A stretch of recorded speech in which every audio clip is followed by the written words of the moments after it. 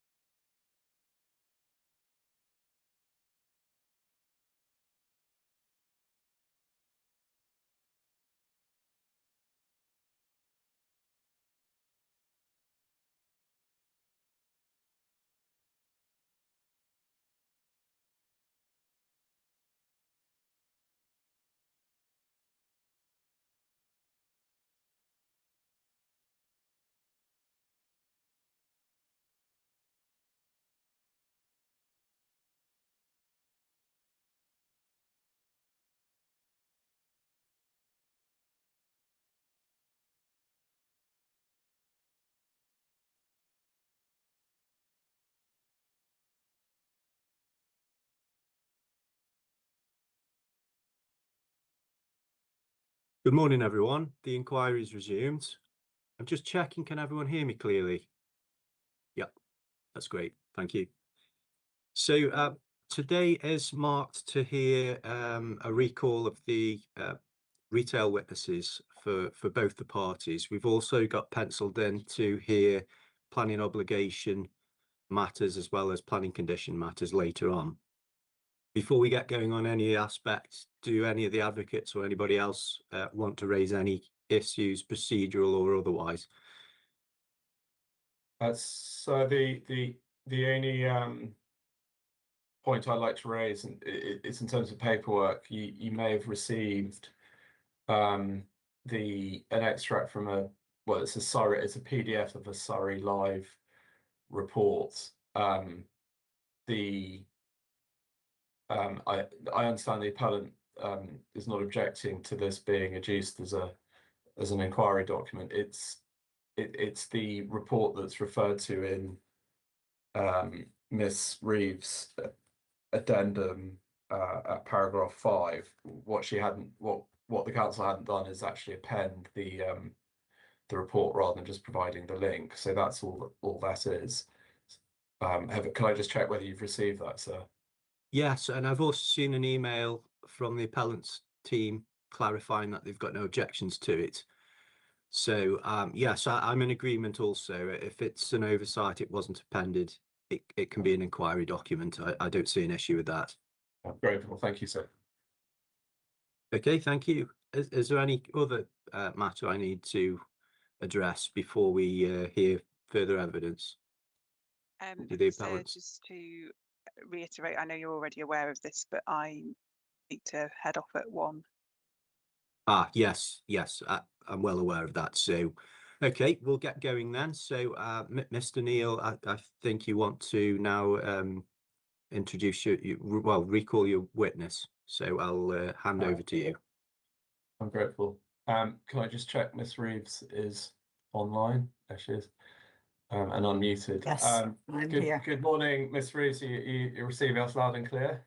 I am indeed, yes. Thank you. No, you have. I hope you have in front of you your a document entitled "Proof of Evidence of Christine Reeves Addendum." Do you have that to hand? I do, yes.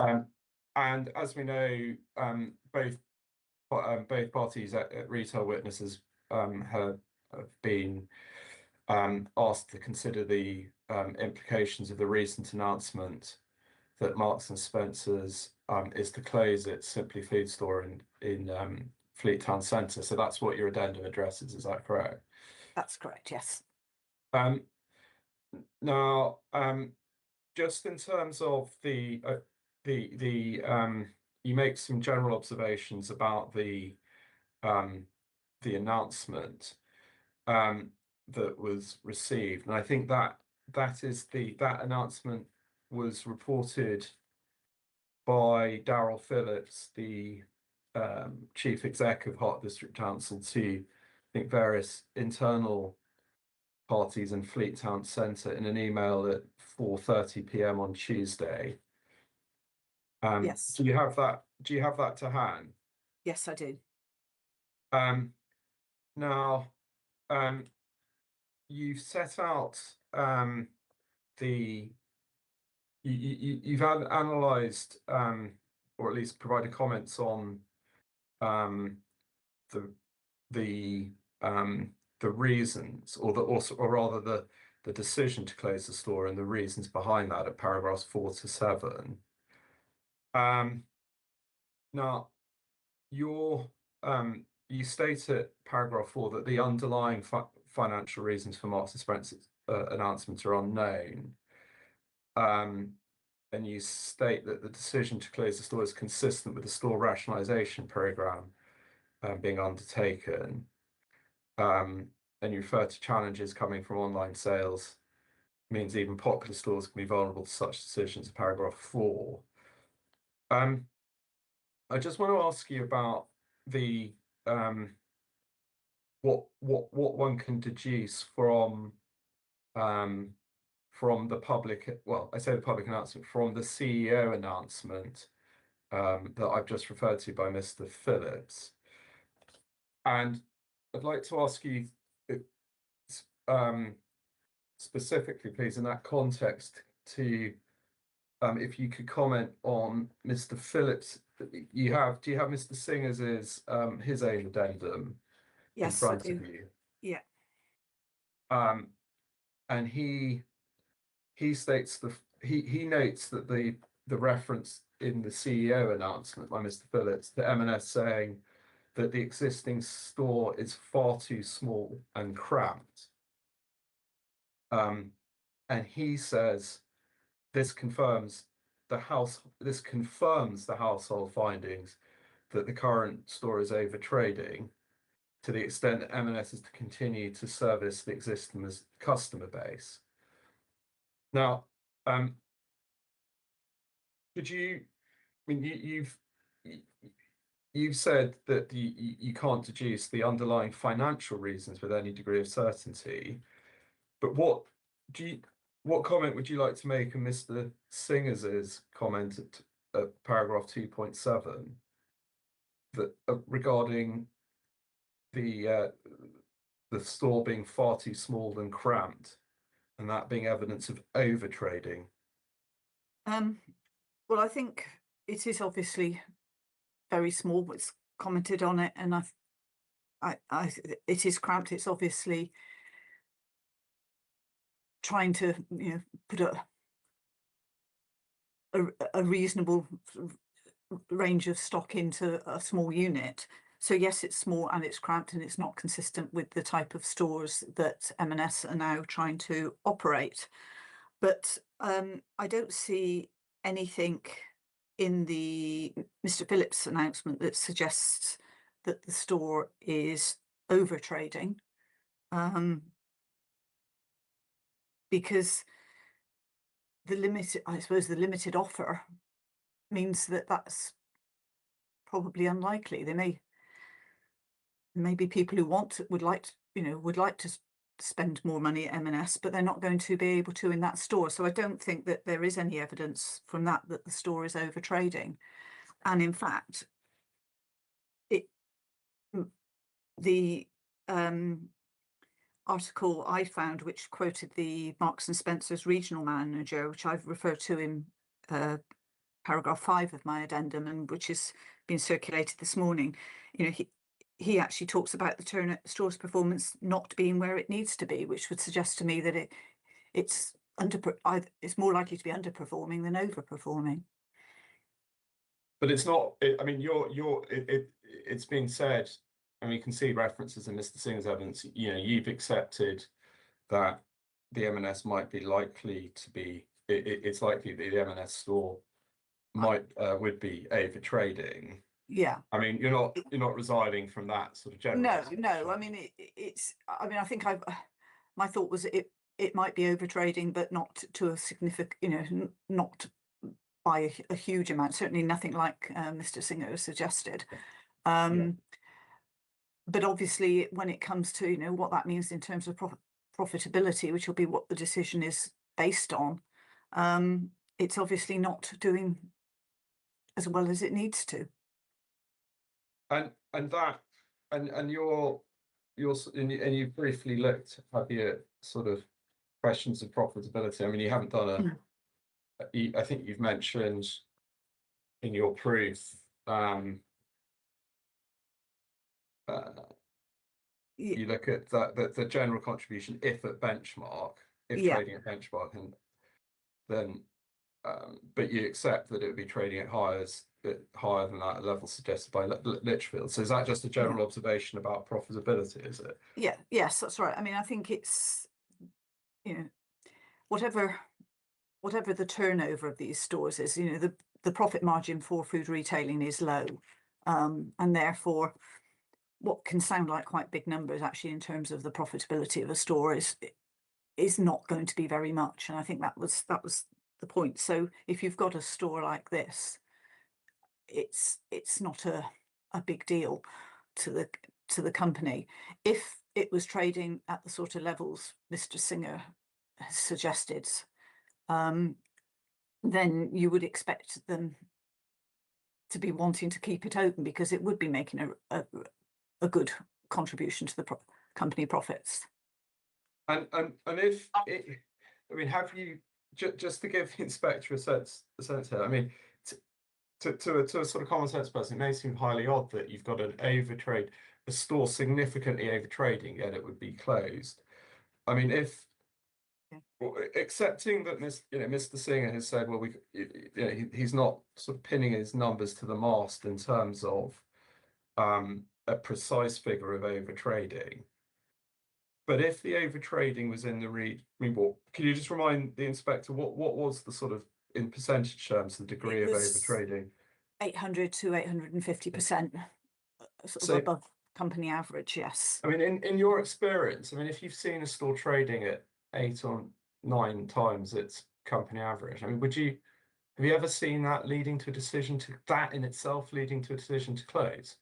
I think, well, first of all, I don't know that I've ever seen a store trading at that level. I'm not sure how it could physically do that. I think it would, based on that, for that store at that level, it would need to be sort of customer transactions being sort of 2 or 3 a minute to be actually to achieve that sort of level. But if a store was over trading to any significant amount, then I think any company would want to keep it open, and they would look at other ways to make it sort of work as well as they possibly could operationally, until they could, look to find somewhere else. I mean, the obvious one would be something like store opening hours. The store's currently open, I think it's from 8 in the morning till 9 at night. If it's over trading significantly, then you could see us opening at 7 or staying open till 10 o'clock at night, things like that, to try and distribute the trade a bit more. That would be the obvious move. But to close a store because it's too profitable, or trading too well, I've certainly never come across that. Just for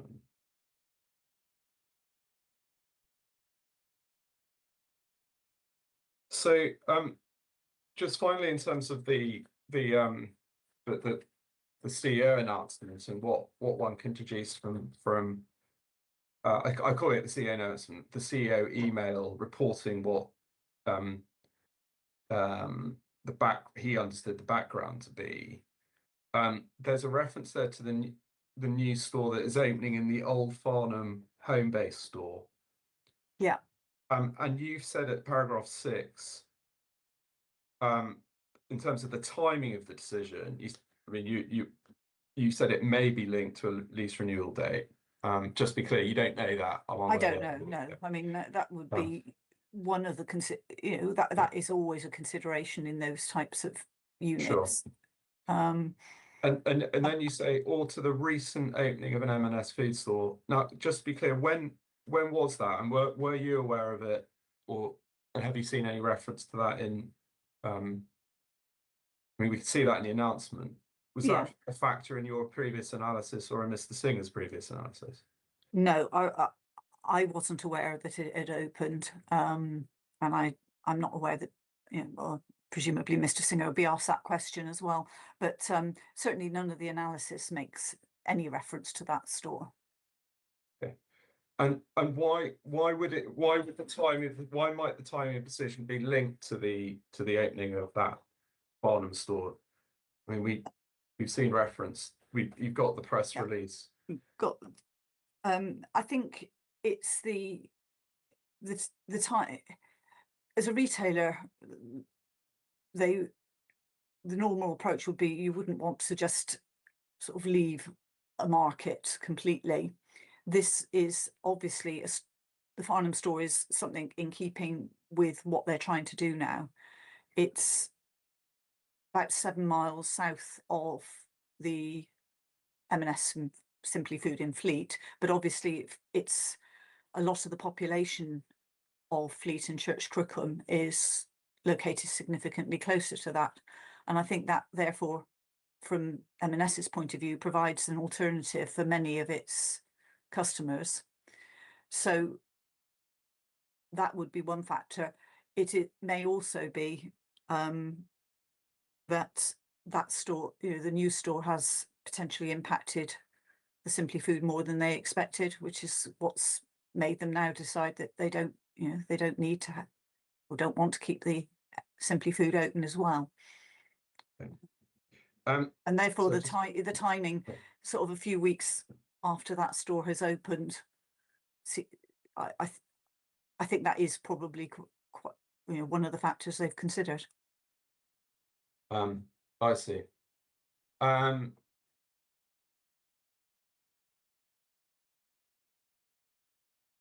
So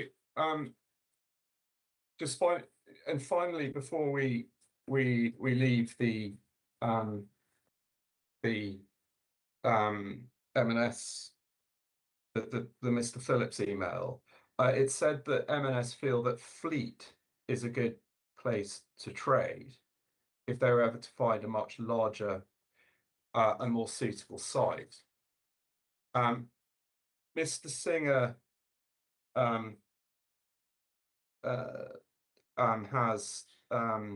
has referred to that point at 2.73.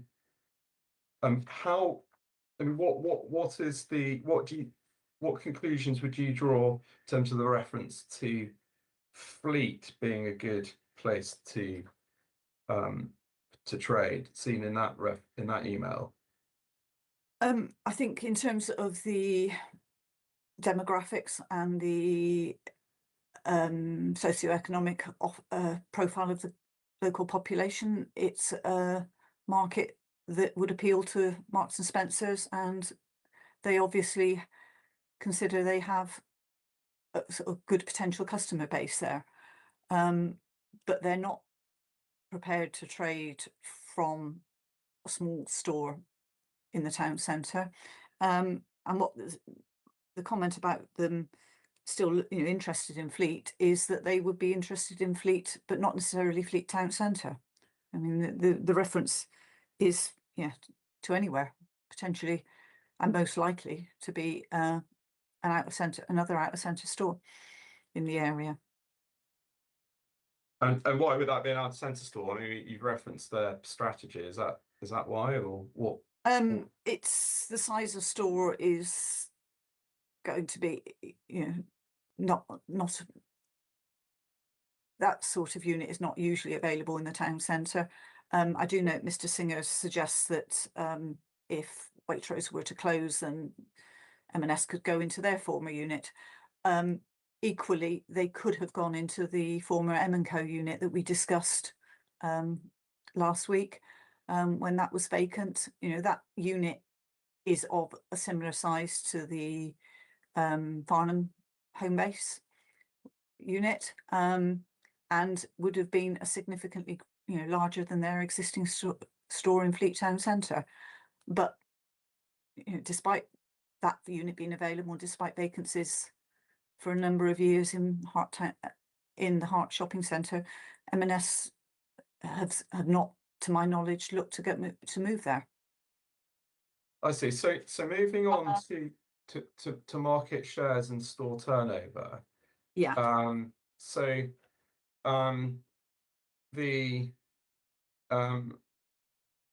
You accept, I think, at paragraph 12, that the closure of the M&S Simply Food store will free up remaining customer spend, and that a proportion would be available to the two other stores, including Sainsbury's and Waitrose. But you say it's likely that you've already mentioned this, many customers would transfer their trade to other Marks stores in the area, Farnham, M&S, etc. You then say that there will be some uplift to Waitrose, and that you say Sainsbury's would receive the greater benefit. Now, Mr. Singer, just so the inspector understands where you and Mr. Singer differ, Mr. Singer says at 4.1, it is like, and of his addendum, he says it is likely that the majority of the turnover from M&S, the majority is likely to be redistributed to Waitrose. And he says there's two reasons for that, given their respective position at the higher end of the market and the role Waitrose is shown to play in top-up shopping. Now, do you agree with Mr. Singer? What comment would you like to make in relation to that analysis of Mr. Singer at 4.1? Well, I think in terms of the operators generally, I would agree that M&S and Waitrose are similar, which is one reason why I think that the Waitrose may have lost trade to the new M&S in Farnham. But I think in this particular case, the likelihood is that the existing Simply Food offer is going to be only a very small amount of that would transfer to the Waitrose. The reason being that the people who are doing the larger purchases and choosing to shop in what is clearly an inadequate store are likely to be M&S loyalists.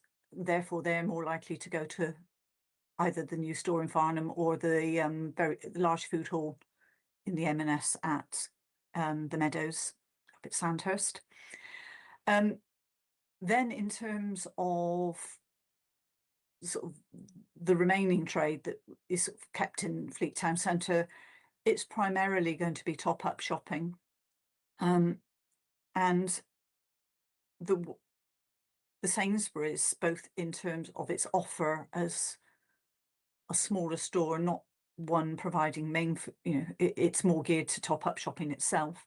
It's also the most convenient alternative for previous M&S shoppers, because both stores. Just pause there. You said it's more geared to top-up shopping. Yeah. So can you just explain that in a little bit more detail? What does that actually mean to a non-retail expert? I mean, we've all shopped at these places, but what do you mean not more geared towards top-up shopping? Well, I suppose it's the easiest way is to look at it the other way around, which is the main food shopping. Main food shopping offer would tend to have more extensive ranges. The stores often have specialist counters within them. So the Waitrose, for instance, has got a delicatessen counter. It's got a small butcher's. It's got a small fish counter. It's got an in-store bakery. The Sainsbury's doesn't have those sorts of things, and therefore it's more geared to people popping in to buy their sandwich for lunchtime, or perhaps to pick up a ready meal in the for the evening. It's got some it's got some fresh fruit and veg, but not the same range as the Waitrose. It hasn't it's got some meat, fresh meat and the like, but again it hasn't got the space, or the offer is more to that sort of what 1 to 2 shopping basket transactions rather than a trolley full. So just to draw that to a head then, so Mr. Singer's comment, the role Waitrose is shown to play in top-up shopping, meaning that it's likely that the majority will go to Waitrose. The majority from M&S will go to Waitrose. I mean, just in a nutshell, what's your comment on that then?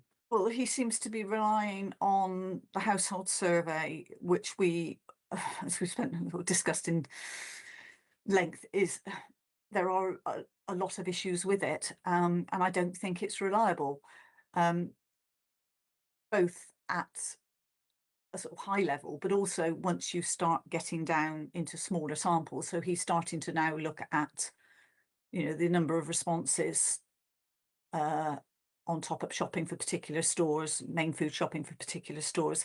The degree of accuracy always, very simply, it's understandable. If one person gives a slightly different answer, then it's a much higher percentage. So it's relying on the numbers from a survey that we've got questions over, rather than looking at the reality of what the actual stores are selling. So 4.7, Mr. Singer says he suggests a split: 10% of M&S turnover to Sainsbury's, 30% to Waitrose, and he's suggesting 5.62 million. I mean, do you agree with that? Disagree? Well, what comment would you like to make about 4.7 and that split? Well, in terms of the actual split, I think it would probably be more even, but I think more fundamentally that is based, and as is all the analysis in Mr. Singer's addendum report, on the M&S turning over at 18+ million pounds, which isn't, had been indicated it was an overestimate, but it's a significant overestimate, and therefore the numbers, it's not 5.62 million. If the store was trading at benchmark, and say if you took the combined thing that is sort of 40% from the two, so 20% each, you'd be talking about 0.4 million transfer, not 5.6 million. Okay.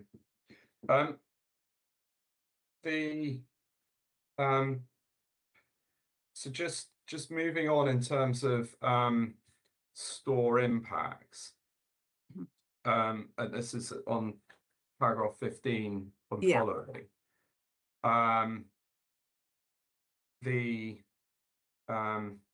Sorry, 15 of your addendum. Yeah.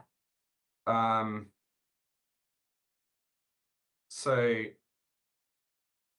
the so you say, I think your key conclusion is what? I think that's a paragraph 17. Yes, I mean, I think my view is that the Waitrose may see a small uplift in trade when M&S closes. I don't think that will be substantial. And then I think the other side of it, which hasn't been, needs to be factored in, which is what impact would the M&S at Farnham opening have had on the store?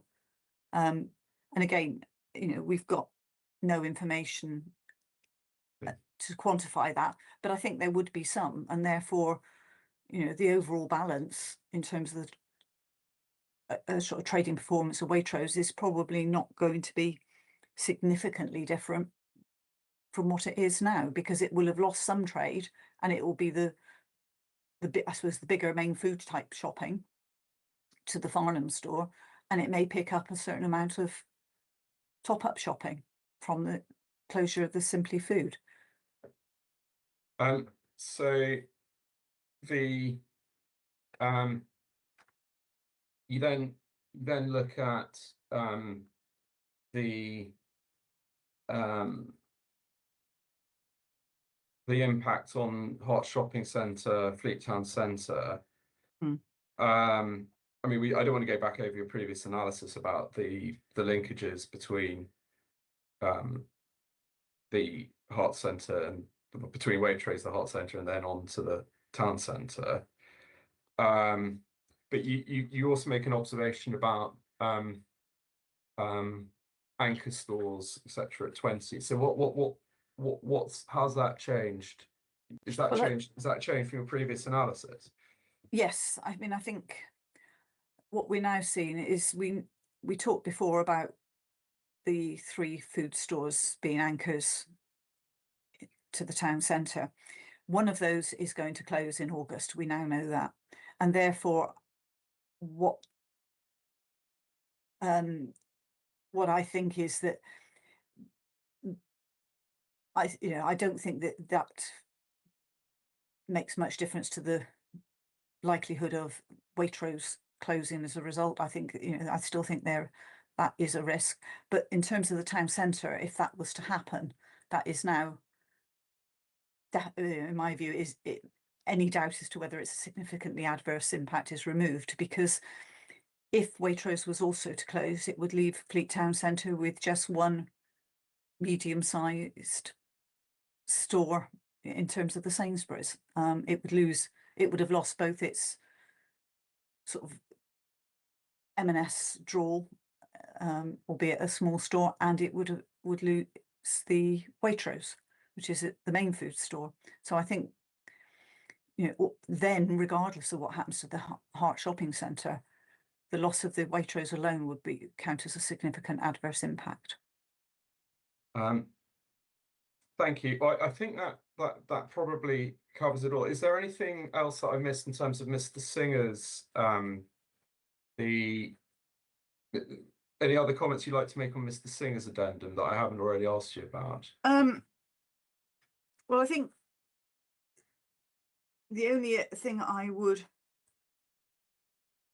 say is that obviously it relies completely on the household survey. In looking at Mr. Singer's numbers on where he quotes the number of respondents doing main food and top-up shopping, I have picked up a discrepancy in the NEMS data, which I had picked up before, but I can sort of pinpoint it now. Yeah, let's just look at that. So Yeah. which paragraph of?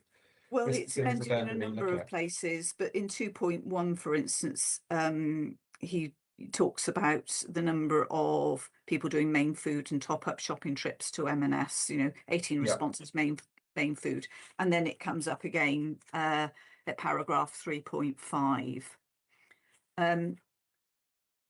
Back in my original proof, on page 35, I produced a table, CR5, which looked at the weighted data and unweighted responses that NEMS had provided. And in paragraph 142, I picked up that the weighted data, the figures provided at questions 7 and 11, didn't correspond with those that I could see in the original NEMS report, which is CD 954.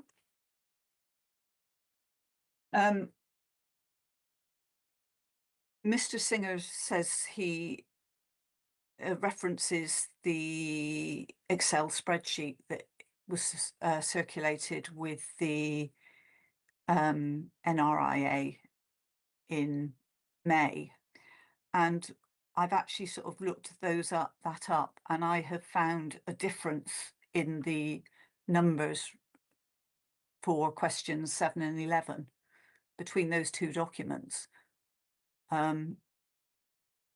which I have no idea why they would be different, but the differences mean that they can be, you can see what those differences are in my table CR5. I see. And how material are those differences? I mean, is this a point about numbers, or does it given your concerns about the survey anyway, is this something the inspector needs to really focus on? Yeah, there's lots of differences. There's lots of problems with the survey. This is just another one, but it certainly makes me, where Mr. Singer quotes how he is tying up main food and top up customer numbers for different stores. It's based on a combination of the last and the previous last questions, and numbers for both main food and top up. I've seen two sets of figures. I don't know which is correct. Therefore, I can give very little weight to his figures in his addendum. Okay. All right. Thank you very much, Mr. Reeves. So I have no further questions in recall for Ms. Reeves. Okay, I was going to invite re-examination if there is any, but I might have a couple of questions from Ms. Reeves as well.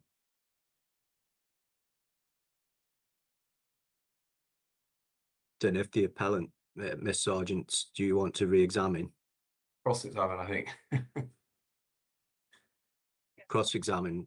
Rather. I do. I've got a lot of cross-examination, okay, particularly in the light of what we just heard. So I'll get on with that. Hello again, Ms. Reeves. Hello. We agree, don't we, that the inspector should proceed on the basis that Marks and Spencer's will close in August. So you're not suggesting that there's any doubt or any possibility that M&S will still be there in September, are you? No. Could we turn up, please, the press article that has just, you put a link to it in your addendum, but it's now been sent in full. Yeah. And if we go to your addendum in paragraph 5, please. We see that you say, you quote the regional manager, Andy Frith, in this Surrey Live report, and your communication of what he said is that the tough decision was made because the store's performance has sadly not been where it needs to be. End of quote, yes? Yeah. When we go to the newspaper article and we find what Mr. Frith actually said to Surrey Live, this is PDF 6 of 11.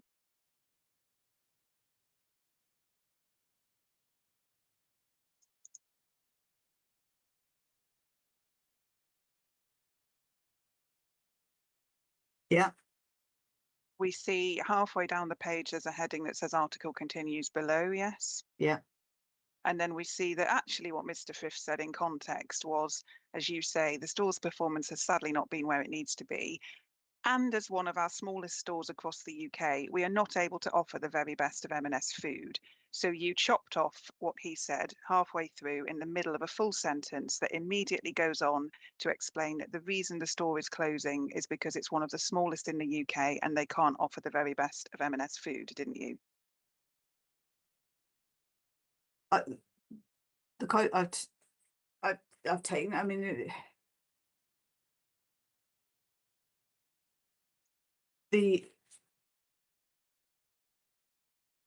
I don't think there's any, you know, I've not disputed the fact that it's cramped, but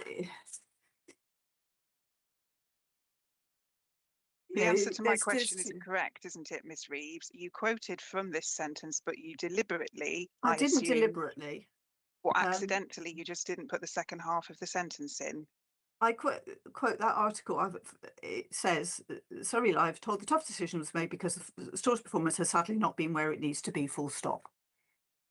Yeah, but that isn't what he said. That is part of a longer sentence, which immediately goes on to say, and as one of our smallest stores across the UK, we're not able to offer the very best of M&S food. And I suggest that the reason you did that is because if we stop after the store's performance has sadly not been where it needs to be, it suggests what you're arguing, which is that somehow the fact that the store is closing is because it's not over trading to the extent Mr. Singer suggests. But when we read it in context, it's completely clear that the store is closing because it's too small, isn't it? It's too small and not trading as they need it to keep it open. And I've not said. I quote in point 2. That is covered.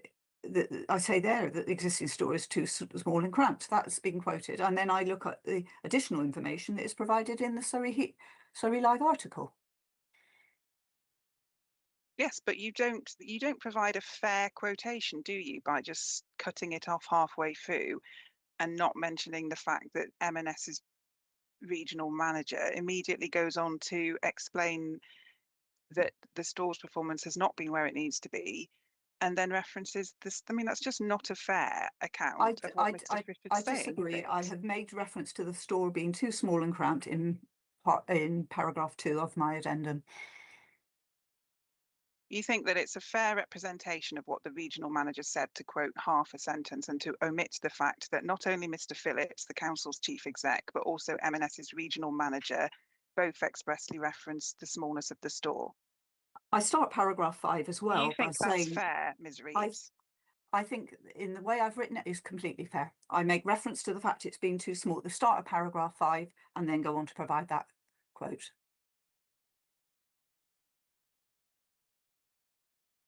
And we can see in the article that what M&S itself has said about its future in Fleet is this is the following paragraph.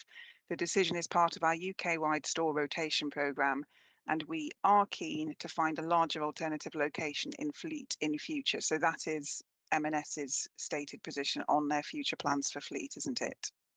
Yes.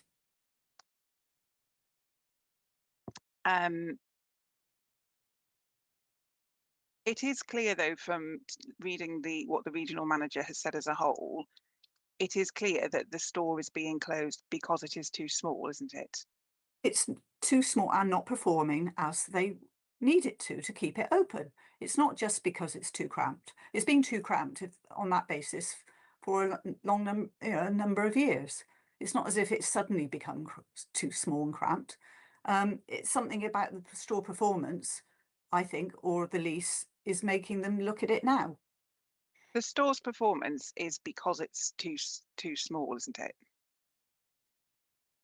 You've not got any evidence of, and certainly nothing on a lease. You have no evidence to support an alternative explanation. The only reason M&S have given us is that there's an issue around the store performance, and the only explanation that's identified for that is the smallness of the store, isn't it?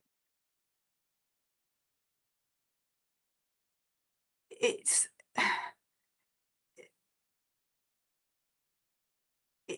that the store performance, there's something about the store performance that means that they are now looking at that store that has been trading obviously for a number of years. Yeah, but it's the size. It's abundantly clear from the fact that they have said in terms, We're keen They to would find not. let me finish my question, please. They have said in terms, we're keen to find a larger alternative location. So the only problem that there is any evidence that M&S acknowledge is that the store is too small. No, That's correct, isn't it? No, it's not correct. It is too small, and the performance of that store, which will be constrained by its size, but the performance of the store is not where they need it to be for them to keep it trading. If it was trading extremely well, then they would, no retailer is going to close a very high performing store. You have no evidence of any explanation for what M&S have said is performance that's not where it needs to be. You have no evidence of any explanation for that, except that the store is small, do you?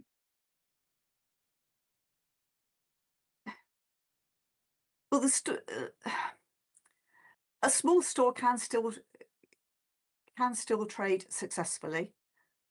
There is something about this store's performance that means that they are making that decision to close it, and that is not. But it's not just because the size. But that is where you have absolutely no evidence, Ms. Reeves. You keep saying there's something about the store which means it's not trading as well as M&S would like it to be. There's something. I'll put the question again, and I would like a yes or no answer because we're short on time and I want to move on.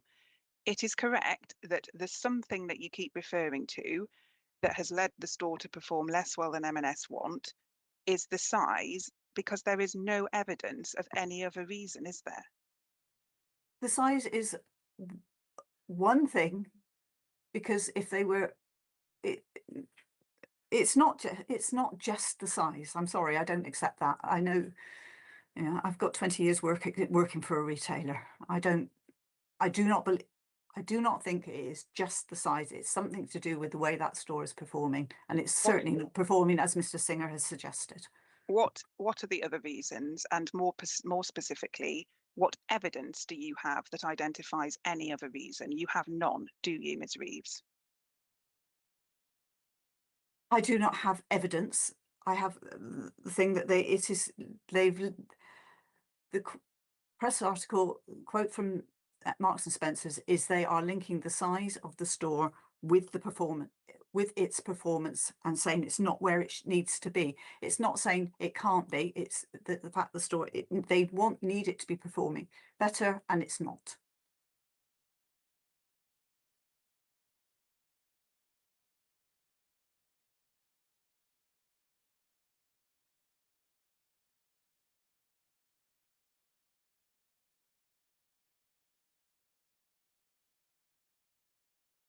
Thank you.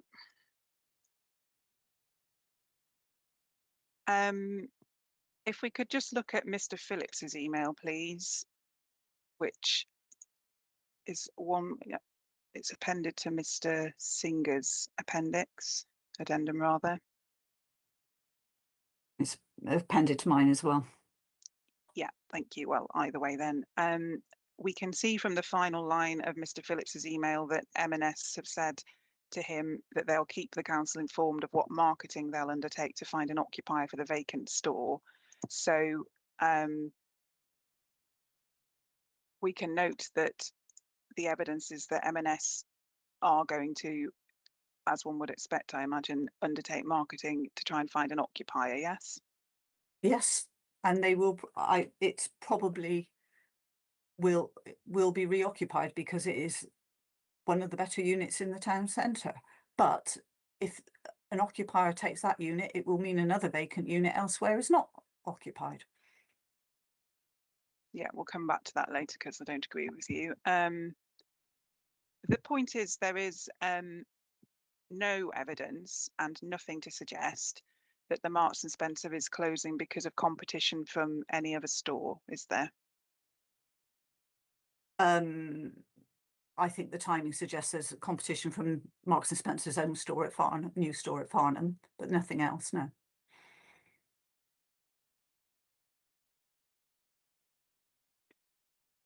But there's nothing from Marks and Spencer to say that they are closing because they have opened in Farnham. And indeed, what M&S say is that if they could find a big store in Fleet, they'd be interested in it, yes? Yes. Right, so M&S are not saying they are closing Fleet because of Farnham, are they? No, I didn't say, and I've not said they're closing it because of it, but I think it may be a contributory factor. Nothing from M&S to suggest that, is there? No. Well, other than the fact that they talk, I've certainly seen a reference somewhere to the fact that that store now provides somewhere that the people of Fleet can go to.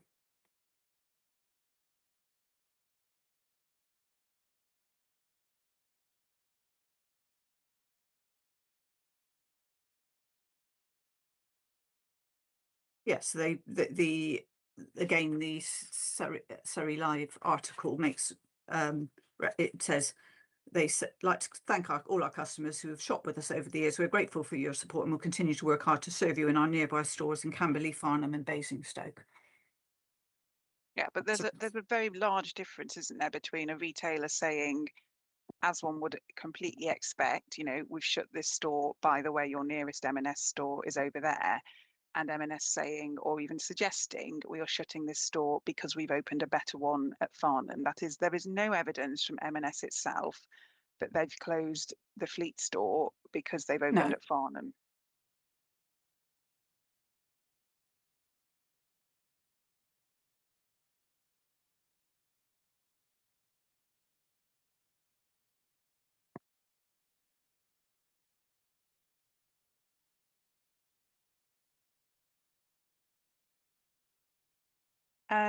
Could we turn your addendum up and go to paragraph 8, please?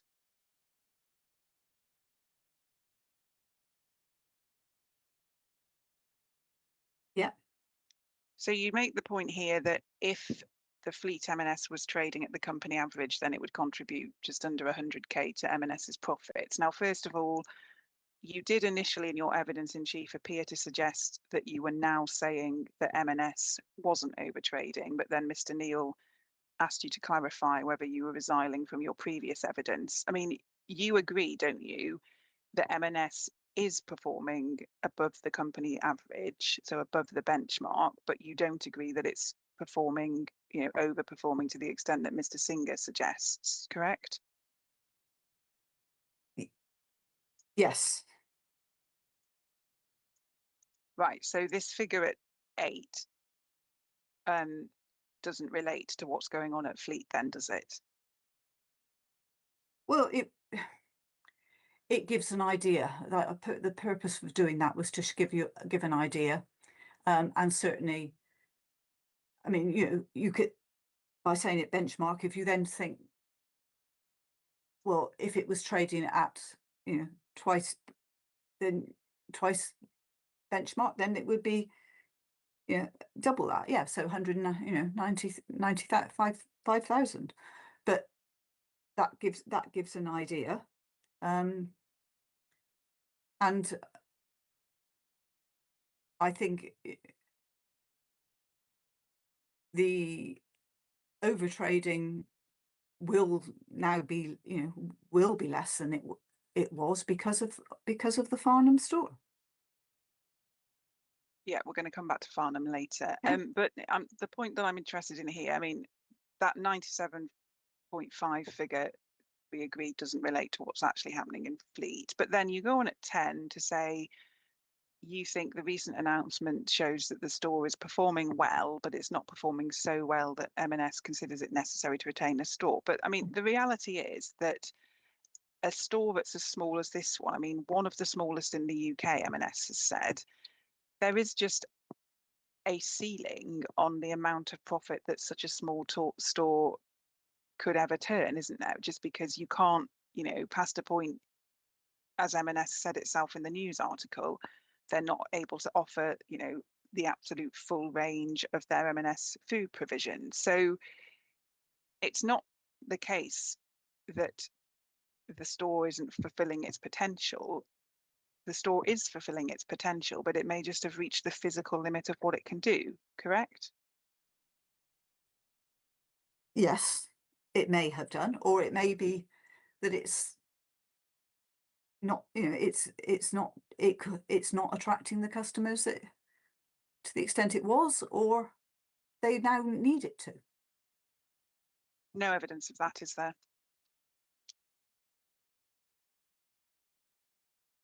Well, without access to M&S turnover for that store, I don't think there would be evidence. Right, so I want to be really clear. I've got to write my closing submissions this evening, and I want to be very clear about which of your points are supported by evidence and which of them are your view. There is no evidence to support the suggestion you just made that M&S might not be attracting customers to the extent that it used to, is there? There's no evidence, no. Thank you. And then when at 18, you say, the fact that retailers are prepared to close even apparently successful stores such as the Fleet M&S reinforces your concerns of an impact on an already underperforming store such as Waitrose. I mean, if in reality the M&S store is closing because of its size, then that doesn't give rise to any additional concern for Waitrose, does it? M&S is not closing. They're not just saying, if they have a profitable store that with no alternative, a retailer is extremely unlikely to just close it. But what it shows is, even if you take that view, that suggesting that a store is trading and therefore will continue to trade even though it's already trading at a very low level, which is what has been suggested with the Waitrose, that can't be substantiated because retailers, even if they are trading above company average, will close stores. I shall put my question again. If the inspector takes the view that the evidence establishes that Marks and Spencer's is closing because of its size, if that's the conclusion he reaches, that doesn't give rise to additional concern for Waitrose, which is a much larger store, does it? If the inspector were to decide it was only the size of the store that was leading to the closure of M&S, then the situation for Waitrose would be different.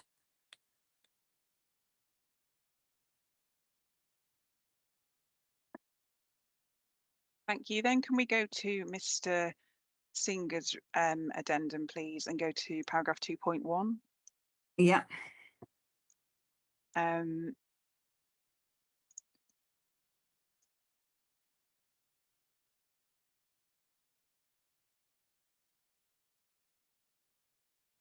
mean, he's right, isn't he? This is this point around the ratio of top up to main food shops. He is right insofar as you previously expressed a concern about the weighting that's been applied to the analysis from the household survey. He's right that the use of weighting hasn't significantly impacted the findings in relation to this point around main food trips versus top-up trips. That's not correct. This is the point I was just made just now. It's not, I don't know what the cause is, but the weighted figures presented in the two documents are different. And that can be seen most clearly in my proof on page 35. It was a point I raised in my proof. It wasn't answered previously, but it makes a difference. And if you look at the question, the key questions are questions 7 and 11.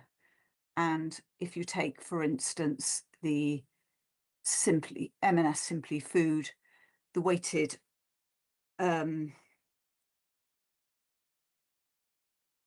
data. What is this? No, sorry, those are the wrong comparisons. The weighted figures for questions 7 and 11 are different in two versions of the NEMS data. Therefore, I don't know that relative difference is correct. My problem with this, Ms. Reeves, it's quite a big one, is that I asked you last week, I took care to ask you last week what your, major concerns with the household survey were, and you didn't raise this as something that you thought was significantly troubling. I remember specifically asking you whether the use of weighted versus unweighted figures was your major issue. Don't interrupt me, please. Don't interrupt me. Do not interrupt me, please. And you confirmed that the weighting point was really the major one, which is why I didn't spend time last week interrogating this point about question 7 versus question 11, which has absolutely nothing to do with the fact that M&S is now closing. So I'll have to ask Mr. Singer what his response is, but if this had been a majorly material concern, it's something that you would have, identified as such when I asked you about that last week, isn't it? No, this is a different point now. It's using the weight. This is a query about the weighted information that Mr. Singer is using, and the fact that I have found a discrepancy between two versions of the reports. Yeah, but none of that information is new, Ms. Reeves. It is because it's now, well, it's not new. It's now being spotted and it's being used by Mr. Singer to give the relative weight between main food and top-up shopping. It wasn't an issue because that point was not being made last week. It is made in this report, therefore it's now an issue that I've flagged up. No, but last week we explored the extent to which the various supermarkets we've been talking about are similar or different to each other in terms of, which ones are main shops, which ones are top-ups. All of that is evidence that we've gone over to establish, whether you or Mr. Singer is more likely to be, nearest to the factual position in terms of the impact that Lidl will have on all of these supermarkets. So I'm sorry, Ms. Reeves, and I'm going to ask the question again. If this latest point about question 7 and question 11 made, a significant material difference to the analysis, you would have highlighted that last week, wouldn't you? No, because this is different analysis.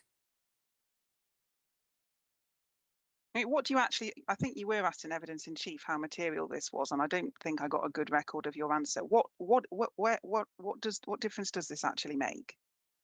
It means that the figures that Mr. Singer is quoting and then using to give his decisions on whether something is a main food or a top-up orientated offer would be different depending on which document you use.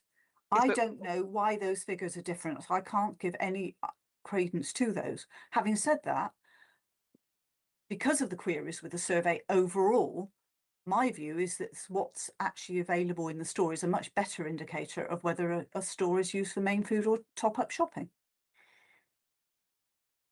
You keep saying the figures are different. Yeah. So what? There could be a difference that makes absolutely, no impact in the rest of the analysis, or there could be something show-stopping. If there had been something show-stopping, you should have brought that to everybody's attention last week, shouldn't you? I had queried why there was some figures that were different, and I had no answer. When these figures came out, I couldn't make sense of them, so I have looked in more detail. Eventually, thinking the only way I could see why it might be is the two documents provided are different, and I wouldn't have expected that. I expected the PDF version I had of NEM survey results to be the same as the Excel spreadsheet. But they are not, and I don't know the extent of the differences, but I have picked them up in relation to the weighted responses to questions 7 and 11.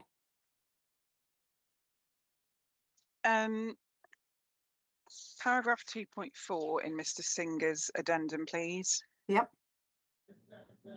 You have not, as far as I heard in your evidence in chief, you don't dispute this analysis of trade draw, so where the M&S store gets its trade from, do you?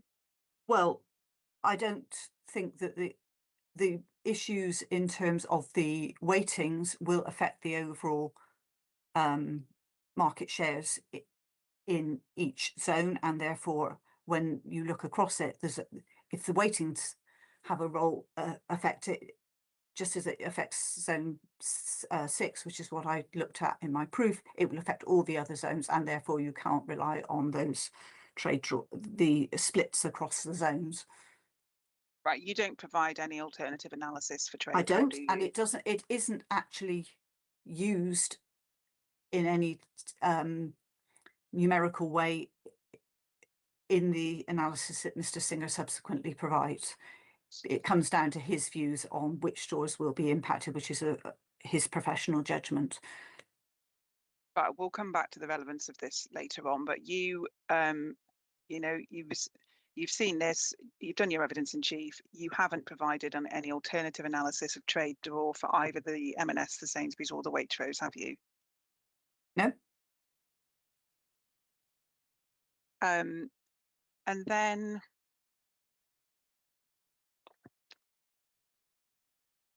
moving on to section 3 of Mr. Singer's addendum, no dispute on what he says in paragraph 3.1, I assume.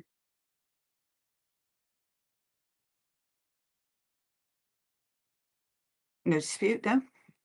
3.2. Now, as I understood your evidence in chief, you say that you don't agree with his final split. So Mr. Singer's analysis essentially arrives at a point where 40% of the M&S trade is retained in the town centre, and then he splits that with 10% going to Sainsbury's and 30% going to Waitrose. And your evidence, I think, was that you don't think that split is likely, and you were contending for more of a 20-20 split, correct? Yes. So you're not disputing what he said about, or you're not kind of taking a point on his analysis whereby 40% of the trade just goes out of the Fleet Town Centre, and then an additional 20% will go to the M&S at Farnham and the other M&S store. I've forgotten the name of it. It's the Meadows. Yeah, but I'm just trying to, otherwise we're just not going to get through this. In terms of Mr. Singer's analysis of where the M&S turnover is going to be redistributed, the only point between you is that he says it will be 30% to Waitrose and 30% to Waitrose and 10% to Sainsbury's, and you say it's 20-20, but the other aspects of his analysis you haven't disputed, correct? No, that's right. 60% of the trade would be lost from Fleet Town Centre. I'm happy with that as an estimate, yes. Right, thank you. I think that means I can skip some of this. Let me just see.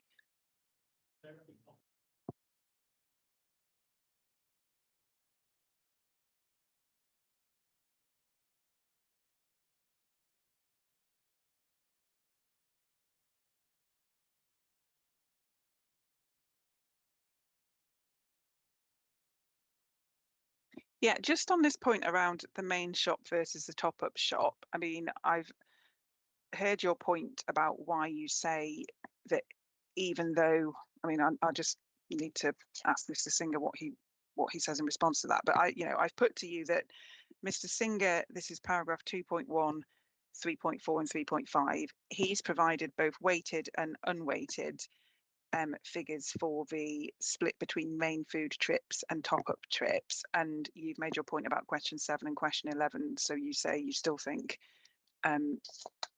that's not reliable. But you also said in evidence in chief, and you've mentioned it again just now, that Mr. Singer's approach isn't looking at the reality of what the actual stores are selling.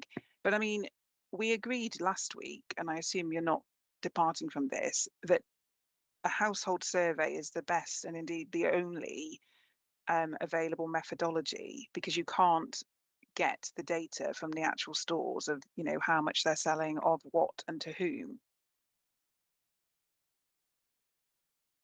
It's not but it's not the only thing that you use. You do undertake site visits. You look at what the stores are selling, and in this case, the offer in the Waitrose is more geared to main food shopping than the Sainsbury's one is.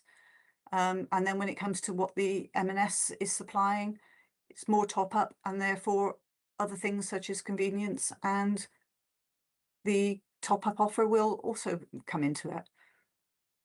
Yeah, but I mean, you can see what's happening in the sense that you can do a site visit and see what's in the store, fine. But the data on actual figures of what is being sold in, to whom, in what quantities, etc., that is not available, is it? No. But that doesn't mean to say that household survey is always reliable, as we've already covered.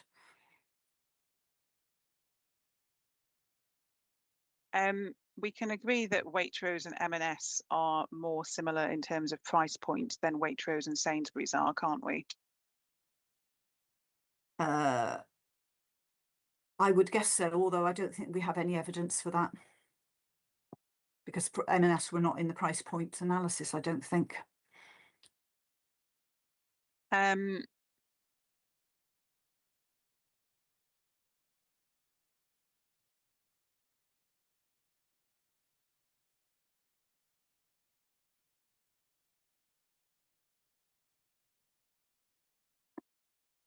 Yeah, just on Farnham, Farnham M&S opened on the 25th of March this year, didn't it? Yes. I mean, you say Mr. Singer didn't raise it, but you were just unaware of it, were you? I was unaware of it. Right, well, obviously that information is publicly available to you as it was to Mr. Singer, though, correct?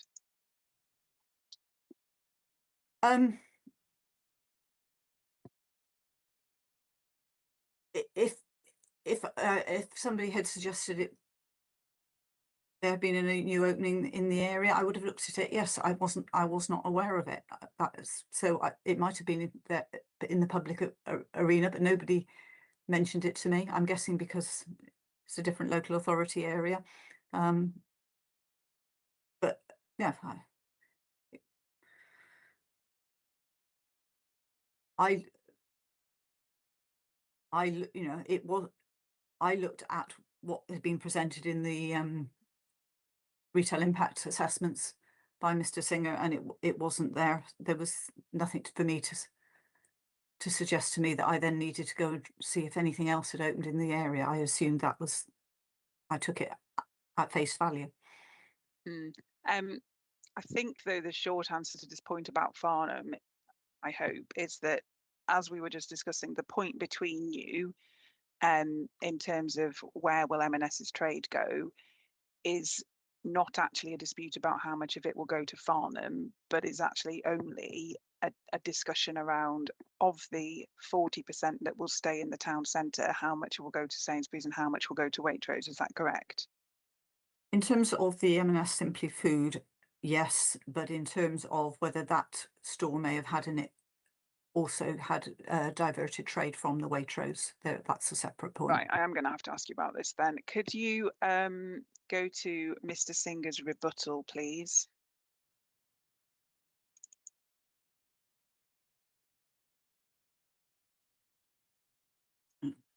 Yeah. And find table 7B.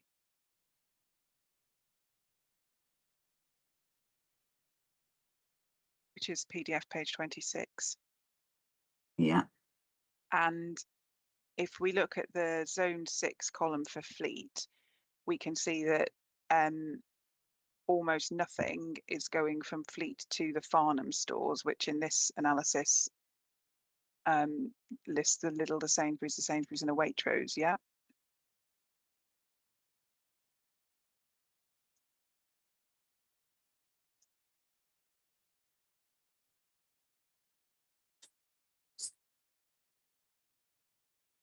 Right.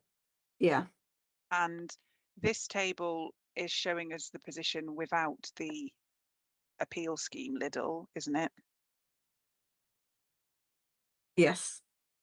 So what we can see is that even in the position that this is assuming, whereby there's a Lidl in Farnborough but not one in Fleet, we're not seeing lots of people travelling from, sorry, a Lidl in Farnham but not in Fleet. We're not seeing a material amount of people travelling from Fleet to Farnham because they want to use the Farnham Lidl, are we? No. So even where there's in inverted commas, a missing retailer in Fleet, we're not seeing people travelling to Farnham just to visit that specific retailer, are we? No, but that doesn't mean to say that the situation would be the same for an M&S. Yeah, we're also, this table does, I think, show us the, where's it gone? Yeah, the M&S, the Meadows. And again, that's not drawing significant interest from Fleet, is it?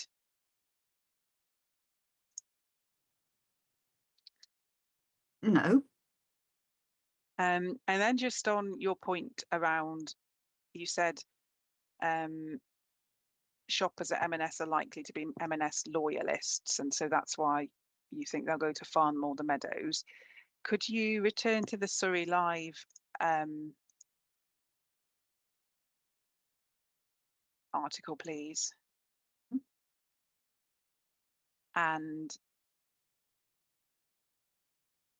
within that, go to the page 8 of the PDF. Actually, page 7, I think, is the start of what I'm interested in. So page 7, let me know when you're there.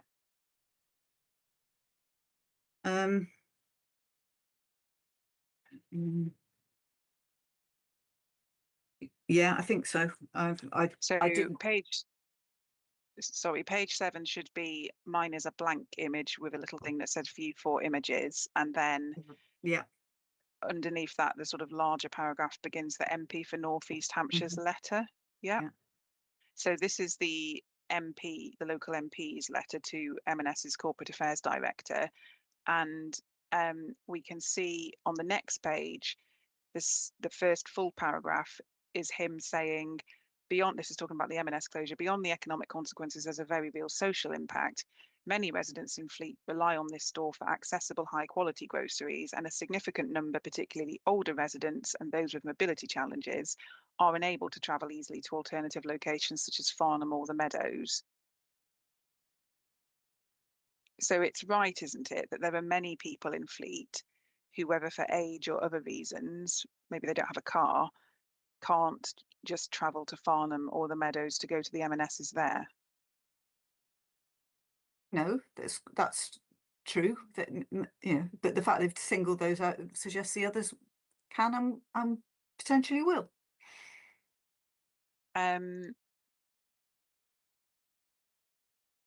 Yeah, now just very quickly picking up, this is back in Mr. Singer's addendum, paragraph 4.1, please.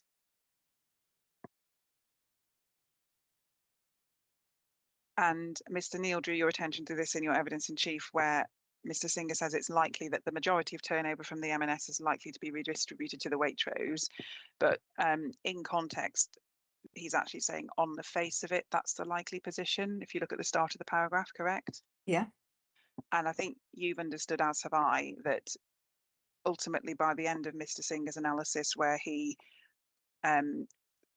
ascribes some of the turnover to other locations that are not in Fleet Town Centre, the actual figure that he says is likely to go from M&S to Waitrose is 30% of the M&S turnover, yes? Yes.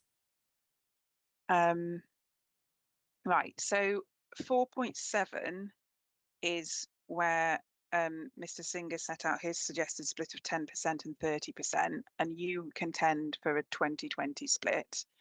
Yeah.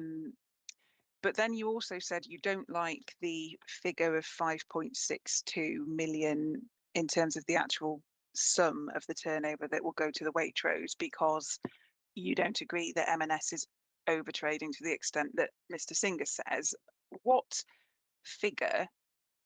Because you gave us, you said you gave us an analysis if M&S is trading at the benchmark, but we agree that it isn't and it's doing better than that. So if you don't like the 5.62 million figure, the benchmark figure is not one that you on your own case are actually saying is happening. What figure do you say we should be using instead of this 5.62 million?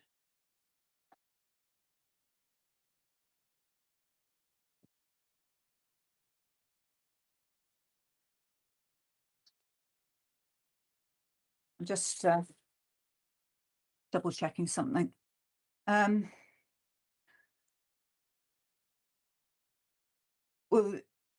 I think my view had been that the information from the 2014 household survey, this is my proof tables CR3 and CR4, where I looked at how the stores were performing relative to benchmark in 2014. That suggested the M&S then was trading at about 240% of company average. Things since then with the Morrison's extension and Aldi would lead me to expect that to be lower. So I think at maximum, my view would be that the store was turning over at twice company average, probably less than that now. But if you took twice company average, then the trade, it would be 20% of 4.24 million, I think.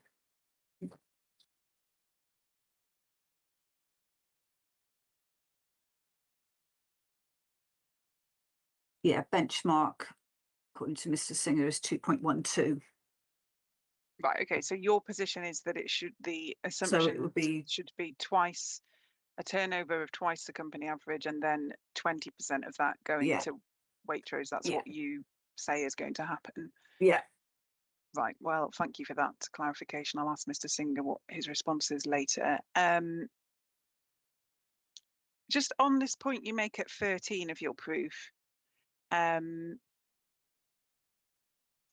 you say essentially Sainsbury's will see the greatest benefit because it's next door to the current M&S. But I mean, once the M&S is gone, obviously any new shoppers or any visitors to Fleet then will have no idea that it was ever there, will they? So that's not going to influence their choice of between Sainsbury's and Waitrose, is it?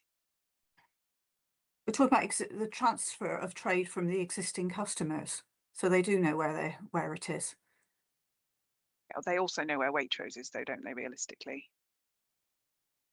Yes, but if they're, I was referring to habit. If they normally park in the car park behind Sainsbury's and M&S, then the obvious transfer would be to just go to Sainsbury's rather if the M&S is closed. Yes, they could if they wanted to go to Waitrose, but in terms of habit, they would be more likely to go to the Sainsbury's. Yeah, but a proportion of M&S's current turnover will be coming from people who are visiting and people who've not, been to Fleet before, won't it?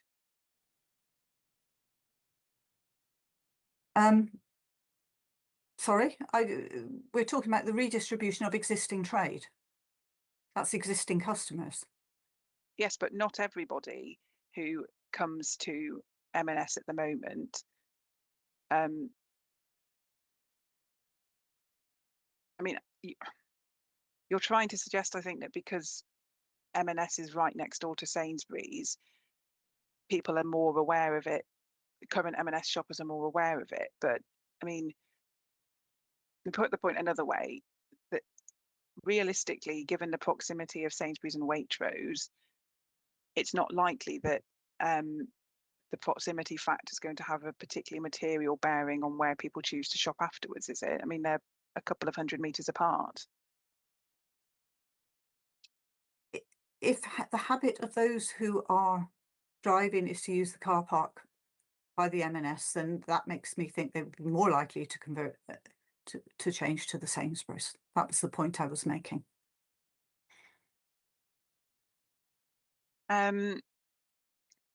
Looking at Mr. Singer's scenario 3 and scenario 4. Now, I know this isn't your position, but are you saying that he's got any of his maths wrong?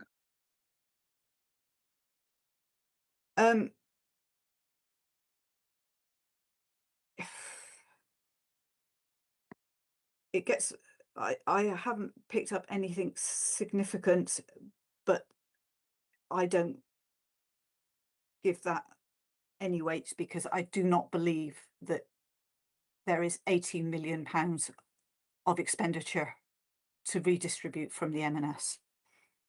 Right, but if the inspector prefers Mr. Singer's analysis and the solus impacts are either 1.7 or 6.4, is it your positive case that a 1.7% impact would be a significant and adverse impact on the town centre? I don't accept those figures, but so I cannot. I think that I do not believe the trade. I think the trade diversion is understated, and I think the uplift in turnover is overstated there. So I don't give it. I can give. I will. I can't provide any further comment. So what I'm going to then record your evidence as being in my closing is that as an experienced retail professional with, I think you say 40 years of experience, you were not able to express a view on whether a solus impact of 1.7% would be a significant and adverse impact on the town centre. Is that where you've got to?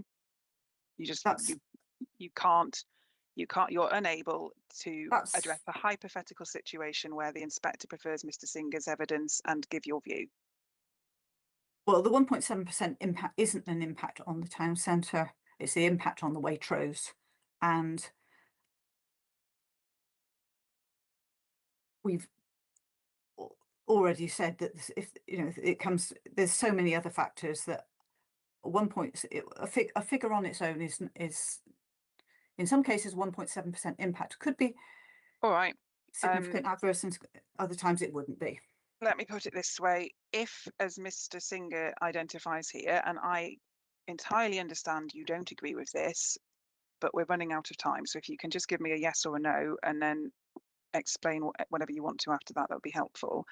If the inspector accepts Mr. Singer's analysis and concludes that Waitrose post M&S closure would be trading at 89% of its benchmark, and that the solus impact would only be 1.7%, do you still contend that there's a risk that Waitrose would close?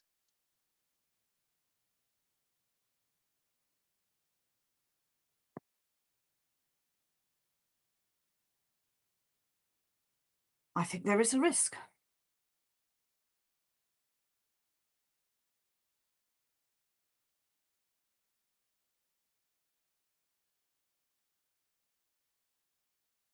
Do you think it's a likelihood?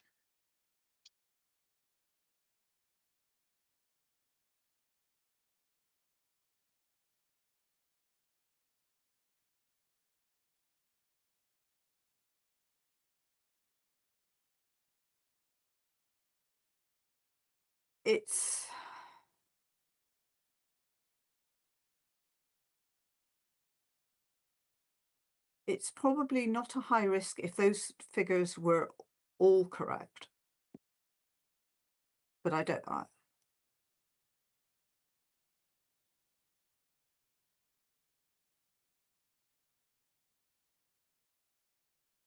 And same question on scenario 4 again. I know you don't agree with this, but if the store was continuing to trade at 90% of benchmark and we were looking at a solus impact of 6.4%, are you still saying that there would be a risk of closure of Waitrose at 90% of the company average?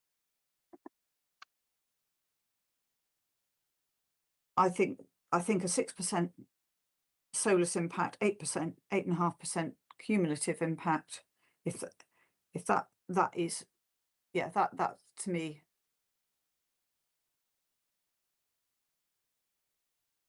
would be a likely risk of closure.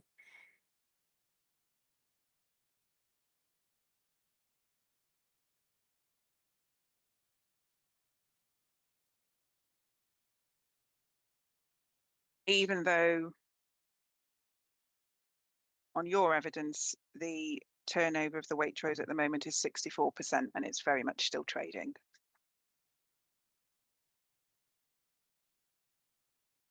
I think in the current climate of regardless of what this is saying is, you know, assuming it's trading at that level, I think that level, that sort of impact on in a context of difficult trading situations, relatively low profit margins and declining convenience spend, that's Solar's impact of 6%, over 6% is could be significantly adverse.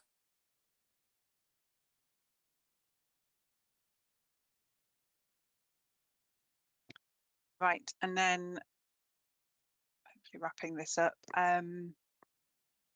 Yeah, you said you assume in your addendum at 21, and you said the same thing earlier, that actually you don't think, let me just see what you said.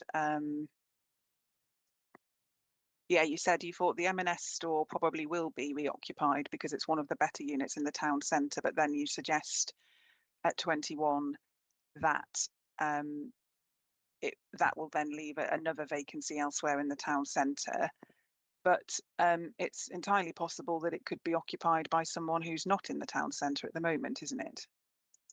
I'm not that I think you've misunderstood me. What I mean is, if you have somebody looking to move into Fleet and they move into the M&S unit, the vacant M&S unit, it means that another vacant unit elsewhere in the centre, which might otherwise have attracted them, will not be reoccupied because one new person coming in is only going to occupy one of those vacant units. No, I don't. Well, I didn't think I had misunderstood you, and I'm still not sure. No. If, let's say Tesco, who are not in the town centre at the moment, if Tesco come and they see the vacant M&S unit and they decide they want to trade from there, that will not leave you know, a consequential vacant unit elsewhere in the town centre, will it? No, it will mean another vacant. If Tesco want to come at the moment, there are 35 vacant units that they could consider. If they decide that they want to go to the M&S unit, that means remains another 35. That was the point I was making. Right. Okay. That may be reoccupied, but the vacancies elsewhere won't go down, which if that unit at the moment it's occupied, therefore they may go to one of the others and reduce the vacancy rate elsewhere. But I mean, if somebody was interested in one of the vacant units, they would have already taken it up, wouldn't they? Well, if somebody's coming in from September, there will be another unit that they can look at. Yes, that's the point.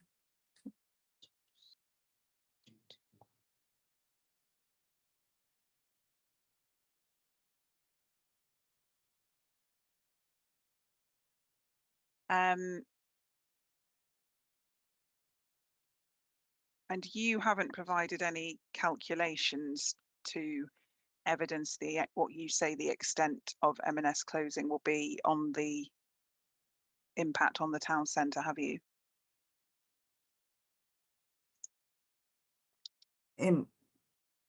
I haven't put any figures on it, no. And if we were to analyse on a sort of figures basis the impact on because Mr. Singer obviously doesn't think Waitrose is going to close, whereas you're saying it will. But if we were to analyse the impact on the town centre with both M&S and Waitrose gone, as well as analysing where M&S's trade might go, we would also have to analyse where Waitrose's trade would go and the extent to which, you know, some of that would go to Sainsbury's, for example, which isn't an analysis you've undertaken, is it?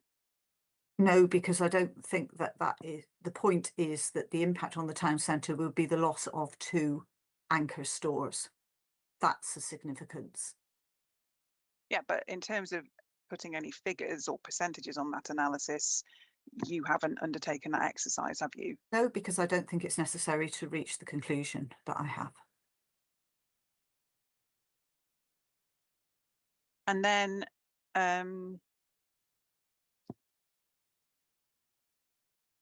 in terms of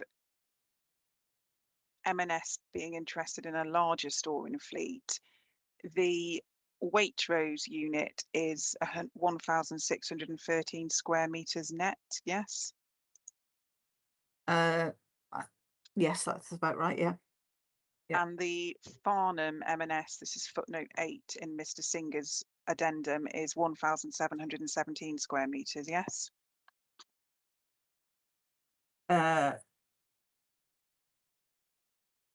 Yes. So the Waitrose unit is similar in size to the M&S Farnham unit that M&S have recently occupied and opened, correct? Yes. And then when you were discussing this point in your evidence in chief, you said, well, M&S didn't go into the M&Co unit when that was available, which is a similar size, but we don't know, you know, for example, whether the terms of their lease might have precluded them from moving at that point in time, do we? We don't know, in much the same way we don't know some of the other things. But if the size of the store has been a concern, it's not something that's happened overnight, and I would have thought that there would have been an opportunity for them to have looked at that unit. Yeah, but there's no evidence that Marks and Spencer's wouldn't go to the Waitrose unit if that became vacant, is there? There is no evidence that they would go. There is no evidence that they wouldn't go. But what evidence they have not taken, they've not occupied, or there's no evidence that they have sought to look at the Heart Centre, even though there have been vacancies there. Yeah, but we don't know why that is. For example, we don't know what the terms of their lease are as to whether that's even something that commercially would have been possible for them, do we? No, but that was only sort of a 12-month ago. Yeah, but we just don't know, do we? Why they did. We do not know why they. We do not know, and we do not know, but we also store. do not know that that they would look at the Waitrose unit either. All we know is that the unit is of a similar size to the one in Farnham. That is the only thing that we know. Thank you, Ms. Reeves. Sir, I have curtailed the questions that I was planning to put to Ms. Reeves in view of the time, but in an effort to make sure we can finish, that's what I have in cross-examination. Okay, grateful, thank you. Just a few clarifications from me, Ms. Reeve. Yeah. In terms of what's already there within the town as a baseline, are there any markets or market days that you've taken into account in your overall analysis? I'm not aware of any markets. In terms of my analysis, market spend tends to be sort of separate. It's not usually allowed for when looking at sort of trade. It's because it comes under the same category as online shopping, as sort of special forms of trading. Generally, markets can be a bit of a draw during the, sort of on the days they operate, but that's about it, and certainly more top-up shopping than main food shopping. So, are you aware if the town centre has a market day or not? Does it have a market day? I'm not aware. I'm sorry, I can't help you. There's nothing like a farmer's market or anything like that? I've not seen anything about it. I must admit. No. Okay. In terms of another clarification, you mentioned about online shopping. What regard have you had to online shopping in your overall analysis of both the anchor stores and, say, for instance, online shopping facilitated by, say, the Morrisons? The analysis in terms of the tables Mr. Singer's provided, he has made allowance for online shopping in terms of the way it's discounted in the base figures. In terms of sort of practical implications, we're seeing going forward is any sort of increase in available spend on convenience goods is largely being taken up by a slight increase in online sales. So the situation in terms of sort of existing physical stores isn't changing significantly sort of for the foreseeable future.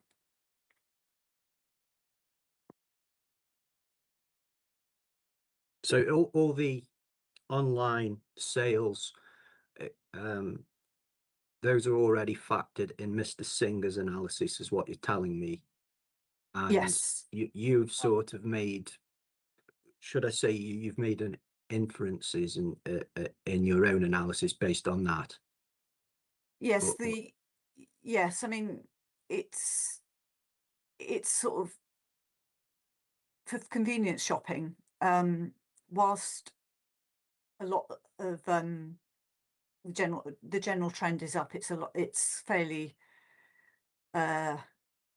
small increases year on year, and the sort of practical implications for food stores is reduced compared to non-food, because a lot of the stores fulfill their online sales through their actual shops. So the assumptions made by Experian in their figures you see a relative, it's actually only a small amount of discount to the available spend, that you sort of take that off at the outset. Right. Okay. Thank you. So That was all. I could probably find some figures if that would help. Well, if you could broadly indicate where they actually are. I mean, I take it that you're referring to the retail impact assessment, as well as Mr. Singer's documents. I was going to just look up the Experian thing. Where is he? Yeah, the tables 2A and 2A, or table 2A gives you an indication of the effect of what happens to spend over, because he has a 2024 figure, including special forms of trading, and then a lower figure for 2024 excluding special forms of trading, which is primarily online. Special forms of trading is actually online. Okay. It's online and other things such as markets. But yeah, as well as markets. Yeah, so markets would be included within that, but obviously most of the spend is online. Okay, thank you. That was all my side. I'm going to invite Mr. Neil to re-examine if he wants to.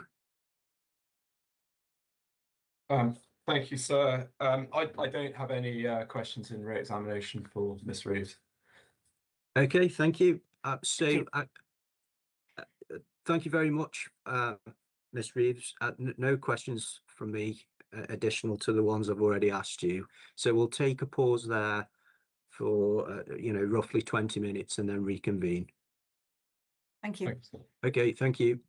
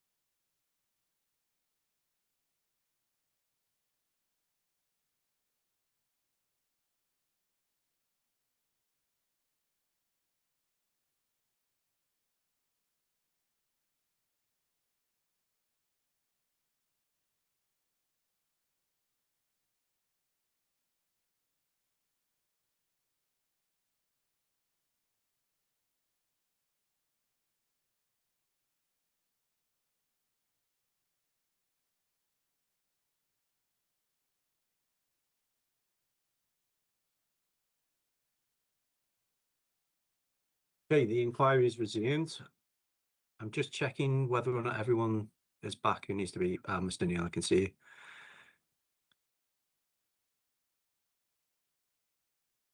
Is Miss Sargent back online? I can't quite Hello, tell. sir.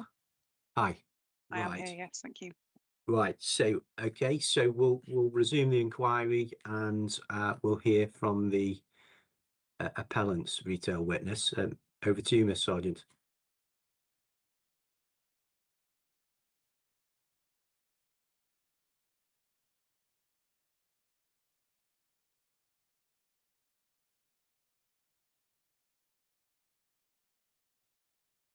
May have lost connection. I can't see anybody on the screen at the moment.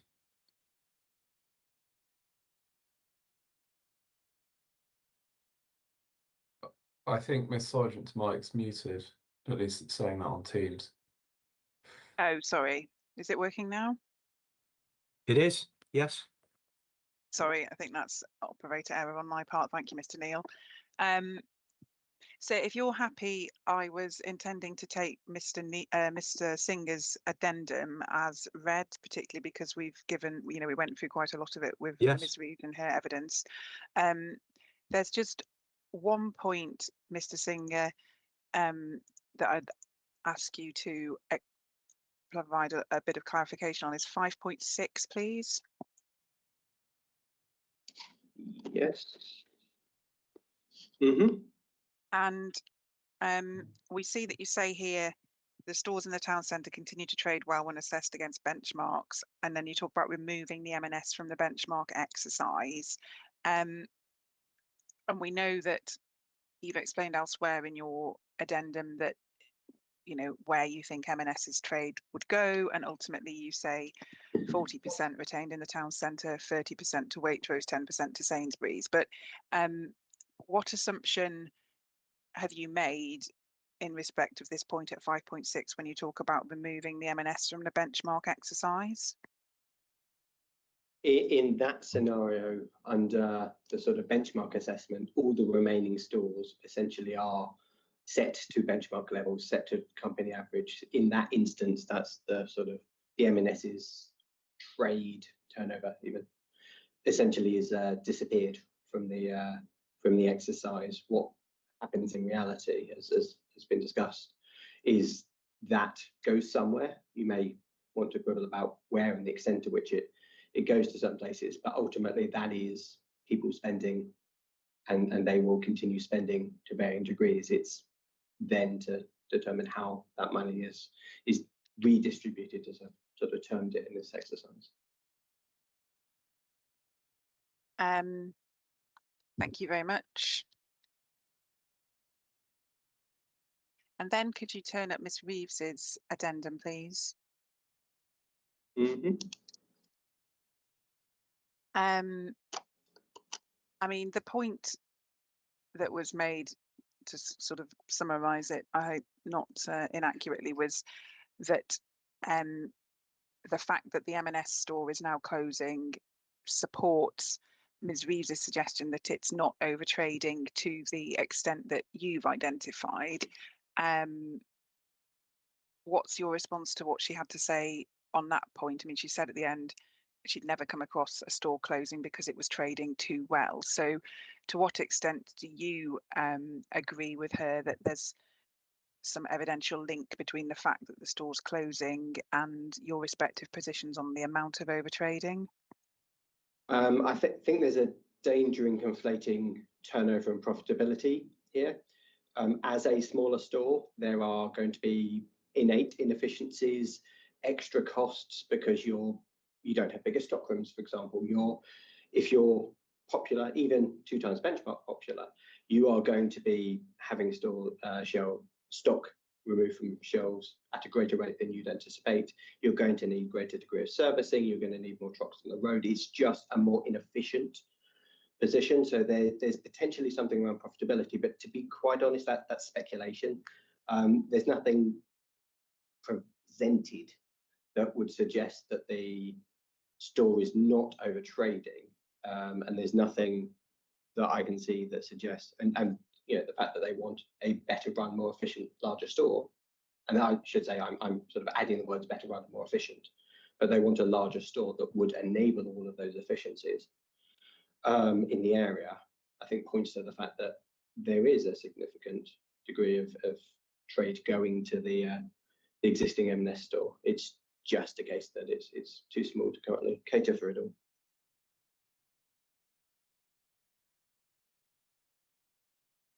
Thank you. And then if we go to paragraph 6 of Ms. Reeves's addendum, please. Mm-hmm. There's a suggestion of a link between the closure of the store and the opening of the M&S food in Farnham. What's your, well, first of all, I mean, what's your response to the suggestion that, yeah, the Farnham store can to some extent explain the Fleet closure, please?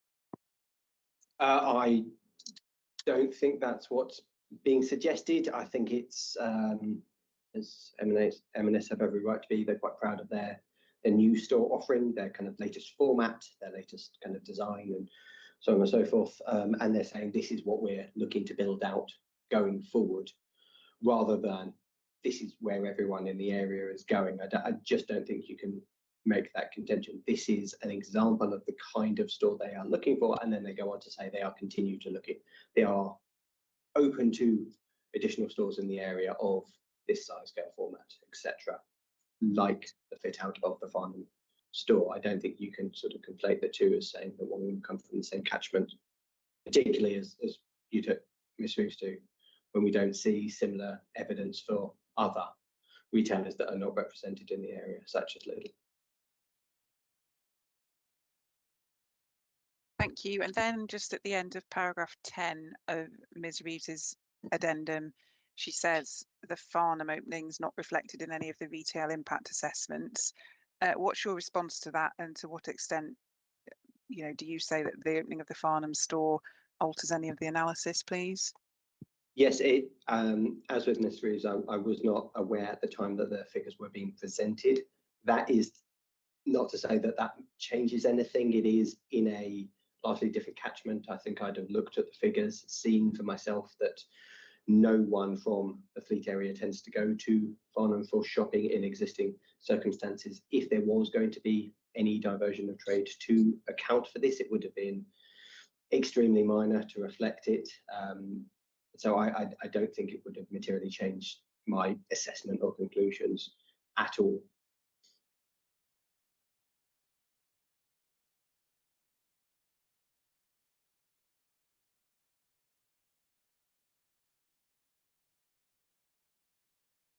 And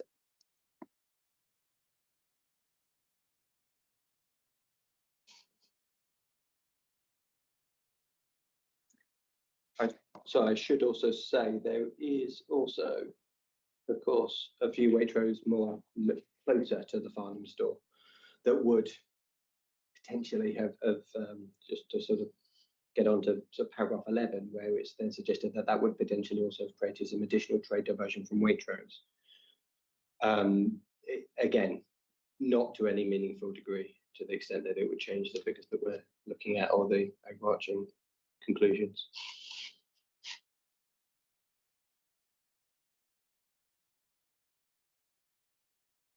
And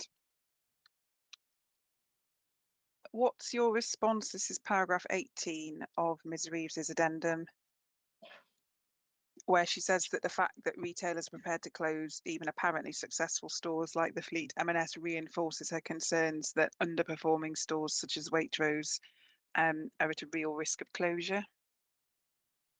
I don't necessarily see the link there. I don't necessarily agree.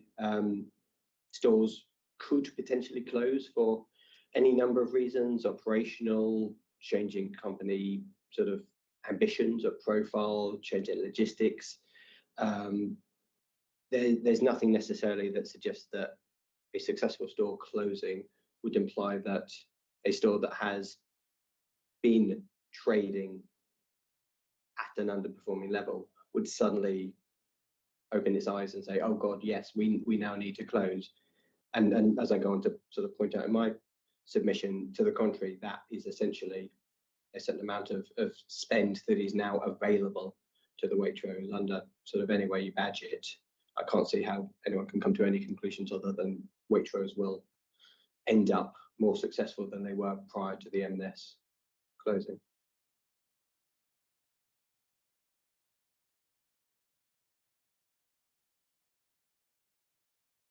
And so we heard from Ms. Reeves in her cross-examination that in percentage terms, the extent of overtrading that she contends for the M&S is 200% of company benchmark. Now, if that figure were to be taken, how would it influence the overall town centre analysis in terms of turnover and distribution of that town centre turnover? Well, the extra money that Ms. Reeves does not think would actually be going to M&S has to be going somewhere. This was the discussion that Mr. Neil and I had last week, and the suggestion that you would potentially come up with a manual adjustment. You can't just take that trade away and say that money is not being spent anywhere. It would, to a certain extent, go to other locations. My professional view is it would more likely be attributed to the Waitrose and Sainsbury's in the town centre to a very large degree. But even if you just take the figures as read, and I'm going to be doing some sort of summary and rounding here because I don't have them in front of me necessarily, but your 4.2 was something along the lines of the M&S turning over 200%. That I think Miss Reeves has previously suggested that she thinks that the Waitrose was more likely to currently be turning over 64% of benchmark, which was about 10.5 million. The extra money that was being spent, the extra 600% of M&S, has to be going somewhere. There is 14 million or so floating around there that is ultimately would be spent in existing facilities. Even if you take the, Ms. Reeves and I now have a discrepancy about how much of the redistribution of M&S would go back to the town centre. She suggests it would be more likely 2020. I suggested 30-10 to the Waitrose. But in any event, it's 40% of that. So you're talking about 40% of 14, which is almost 6 million pounds going back into the town centre. And that's a very conservative approach. I strongly suggest that it implies that if you are to carry out that readjustment, it just means that all the existing stores in the town centre will be trading better, and it shores up the Sainsbury's and the Waitrose from any other impacts, for example, from the appeal proposal, which is why all of the impact figures would come down under the scenario I've tested, because you can't just take the money away and say it's not being spent anywhere. That this all has to add up in some way, and the fact that there were no alternative figures being presented means that we've had to kind of run this alternative scenario and almost test ourselves here based on the information that Ms. Reeves gave in evidence. And just on this later suggestion of a 200% trading performance on the part of the M&S, you may not have had time to think about this since we heard from Miss Reeves, but do you have a view on how that aligns with the 64% benchmark figure that she gave us last week for the Waitrose? It doesn't line up with the assumption that Waitrose would just be turning over 64% of benchmark. If the suggestion is that M&S is only overtrading 2 times benchmark, like I said previously, the rest of that money has to be going somewhere. That would imply that Waitrose is currently performing much better than is being shown. It doesn't necessarily have to be at or above benchmark, but it will not be as low as was identified in the survey figures, or as Ms. Reeves has suggested at 64%. It could well currently be trading anywhere in between that or up to and including benchmark, as I kind of said in my sort of analysis on the fly, there's about 5 point something million pounds that essentially we have agreed would be otherwise spent in the town centre. There is every reason to believe that some of that, I say 3/4 of it, as Reeve says, half of it would be going to the Waitrose, but that does not line up with the 64% that Ms. Reeves offered in cross-examination, I believe it was last week.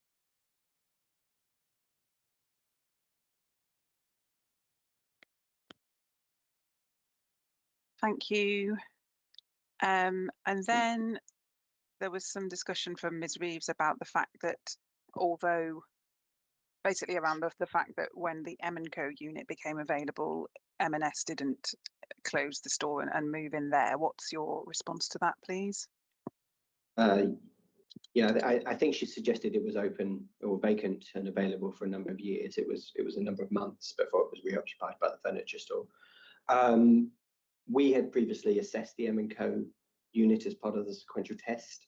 It was agreed that the design of it was not sequentially preferable, specifically because when the Hart Shopping Centre was designed and opened in the 90s, the Waitrose was presented and designed as, or the Waitrose unit as well, as the convenience retail unit. It had larger lifts capable of accommodating multiple trolleys with access to the car park. It had better access to the various servicing arrangements. That was all looked in and assessed and accepted under the sequential test. So it's, if anything, it supports the contention that is agreed by the local authority that the M&Co unit was not sequentially preferable for the 6 months or so that it was vacant and available. The Waitrose unit is a different prospect.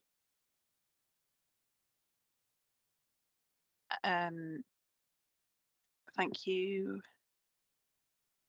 And then 2 final points, I think, in evidence in chief. The first is this point raised by Ms. Reeves earlier about question 7 and question 11, which she pointed to explain why she doesn't want to rely on what you say about the weighted and the unweighted analysis around top-ups shopping as opposed to main shopping. What's your response to this issue raised by Ms. Reeves about question 7 and question 11, please? Yeah, I think it's a bit of a distraction. I had provided the full set of Excel figures to the council on the request of Ms. Reeves on the 7th of May. That is, I believe, part of the court documents. So bear with me. 10.01.02.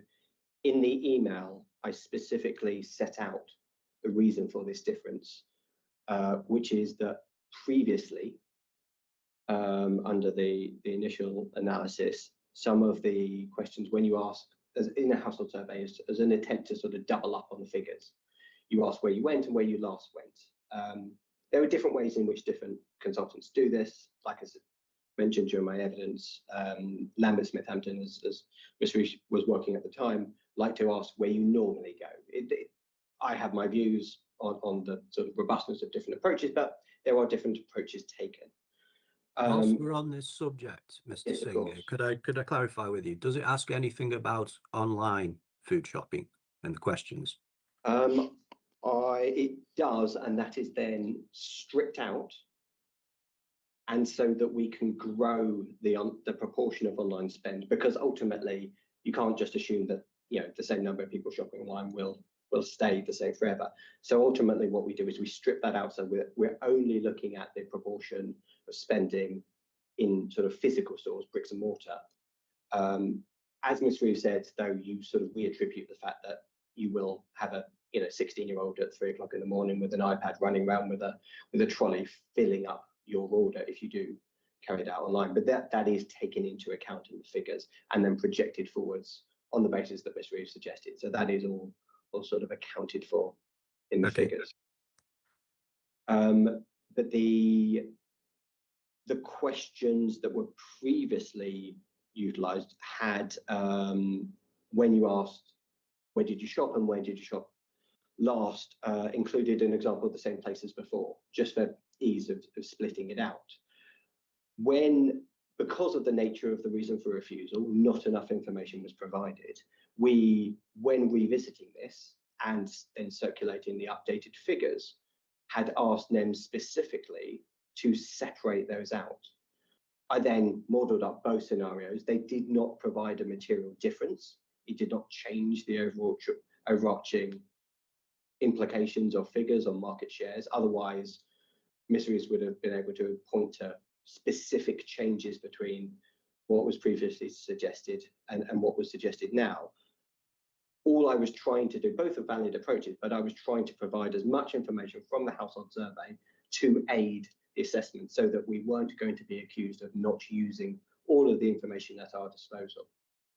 What happened then is it appears that Ms. Reeves has continued to use the PDF version of the figures circulated in August 2024, rather than the Excel version of the figures that were circulated in May of this year, as had been requested.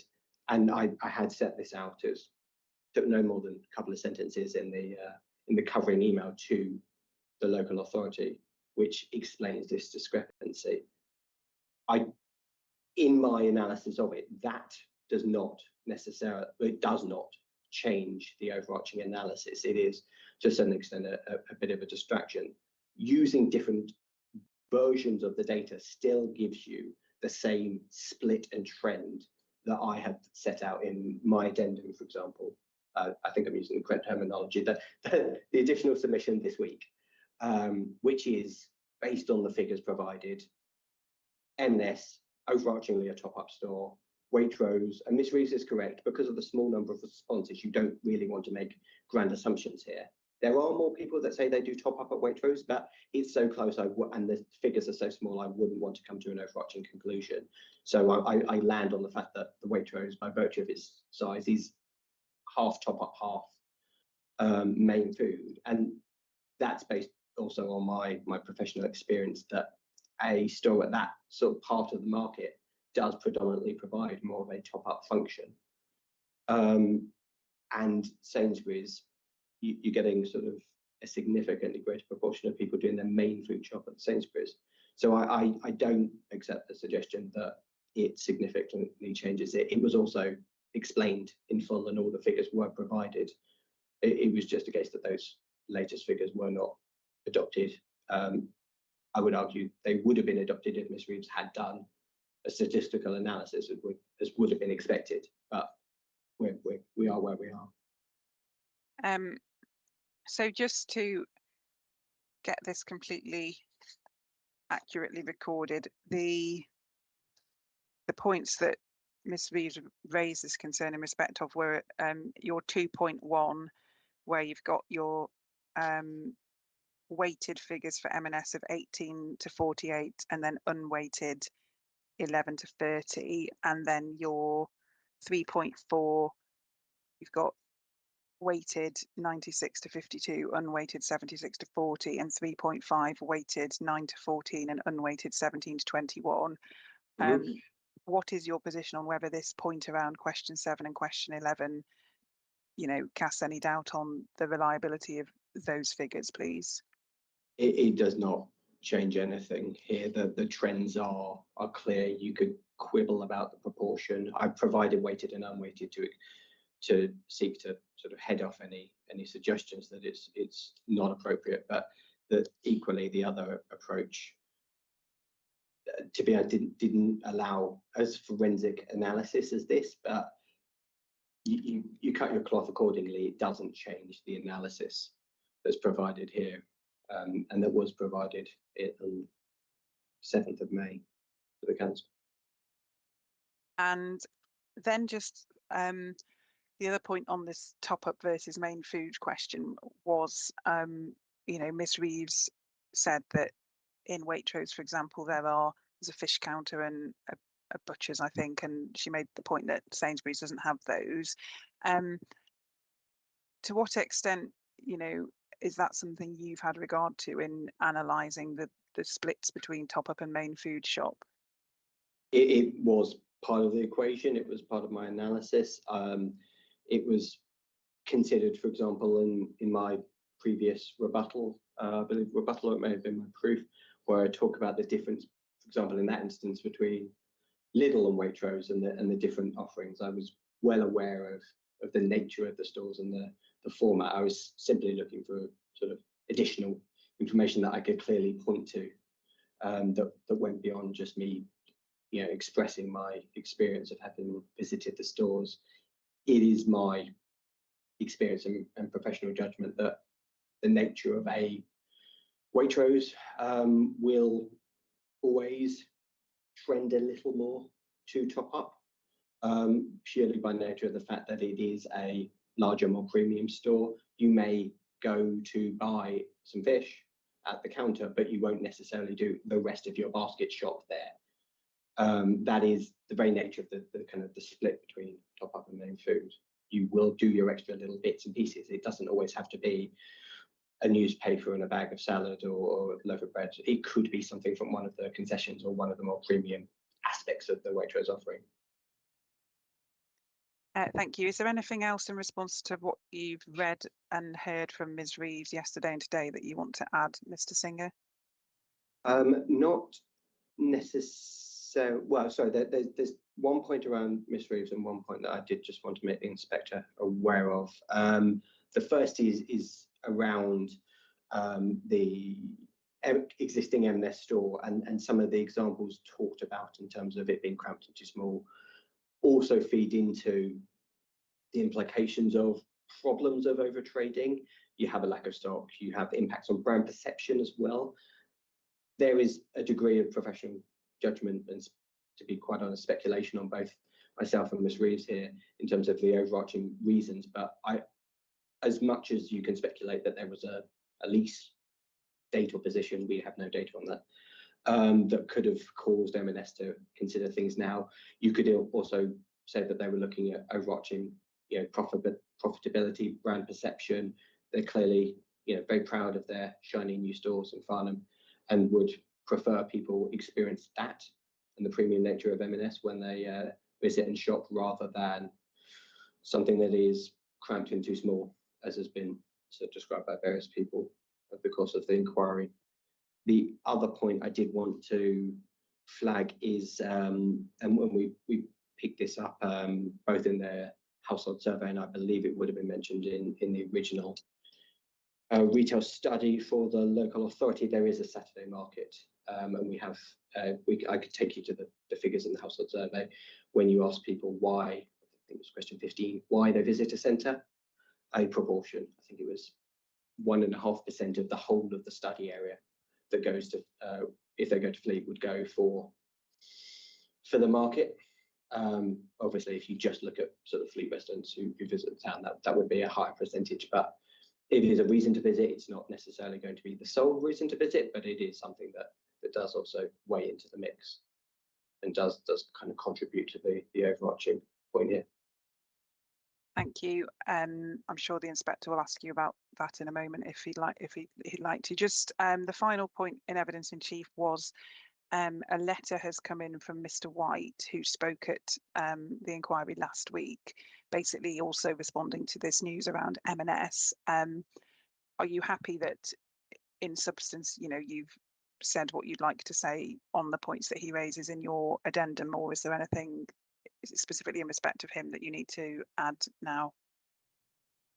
Yeah, that came in about an hour or so before the deadline, so I didn't feel it necessary to tear everything up, review and rewrite anything at the time.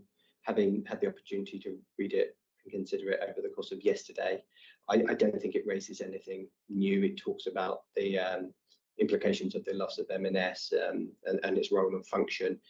It raises a couple of procedural points that aren't relevant. I've tried to keep all of my commentary here around the reason for this addendum and this additional day here. So there's nothing additional raised in that letter that I consider needs extra commentary from me.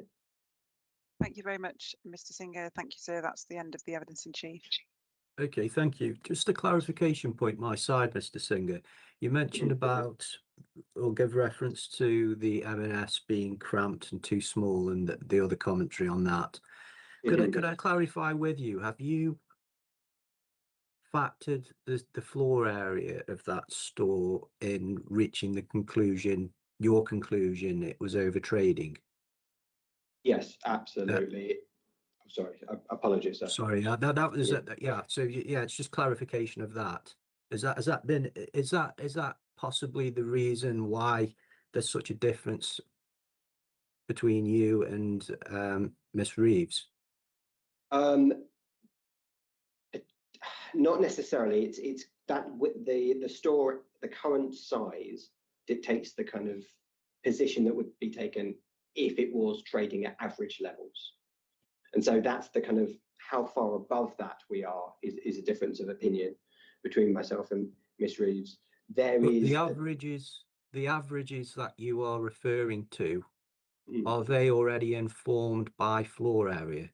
Yes, they are. They are. So we are Right. both comparing to the same average. The same average, but of stores of varying sizes. Yes, sorry, Right. you are correct, and that is a very relevant point. There will be a difference in the proportion, for example, of convenience in a smaller store to a larger store. It's one of the reasons that comparison to benchmark is not necessarily as helpful as you'd hope. Yeah, so presumably a smaller store could appear more lucrative. Absolutely, yes. It in all likelihood, because you're having I mean, ultimately you have a certain amount of sales floor space, but the way in which you can operate from them, and if you were to compare to an alternative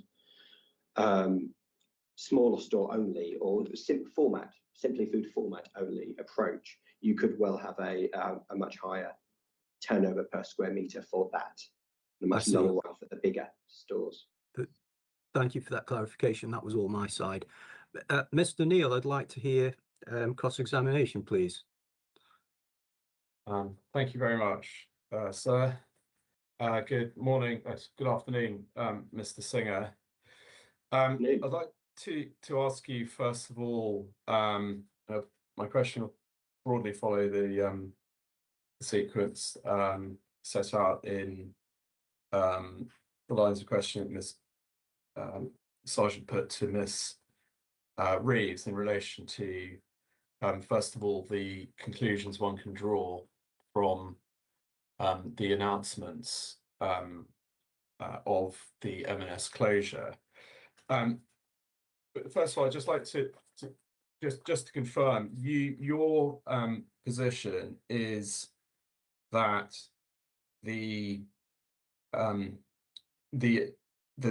information from the announcement and the reference to far too small and cramped, which we can get from you've taken from the letter from or the email from the CEO. It's a positive part of your case, is it, that this confirms that the household survey findings that the current store is trading. That's your position or view. Or is trading? Well, it is currently trading. Over trading. Sorry, meant over trading. So it's, am I right in saying you are now relying on this positively to suggest that it confirms the household survey findings that the current store is over trading? I wouldn't say relying on it, because it was previously agreed between both myself and Miss Reeves that in all likelihood that everything presented a picture where we were both under the assumption that the M&S was over trading. If anything, this confirms that previous position. I don't think we can, to any extent, say we are suddenly relying on this new information. It confirms our previous position and assumptions. Are you saying, just so I'm absolutely clear about this, is it now a positive part? It forms a positive part of your position or your view that M&S is over trading to the extent, understand you precise figure is going to be up for you wouldn't confirm, but to the extent that you suggested, say, or the survey suggests, say 8 times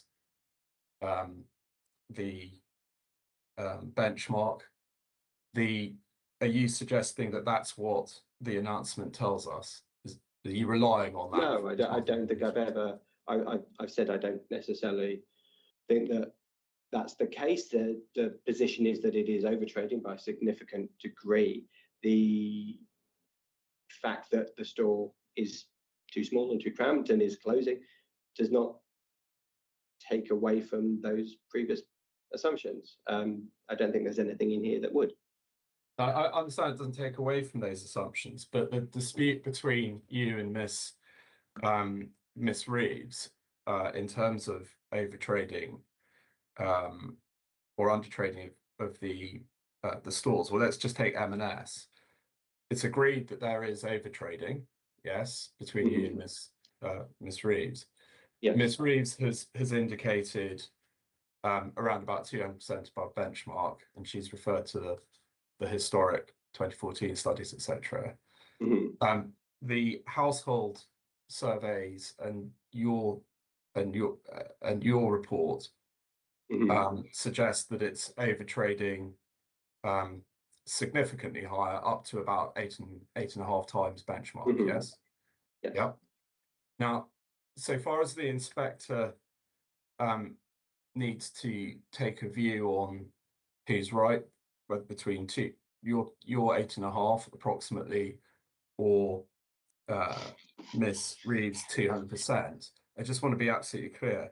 Are you saying that this announcement that's been released confirms your position that there is a significant over trading, and certainly higher than that suggested by? I don't think Ms. you can Reeves? make.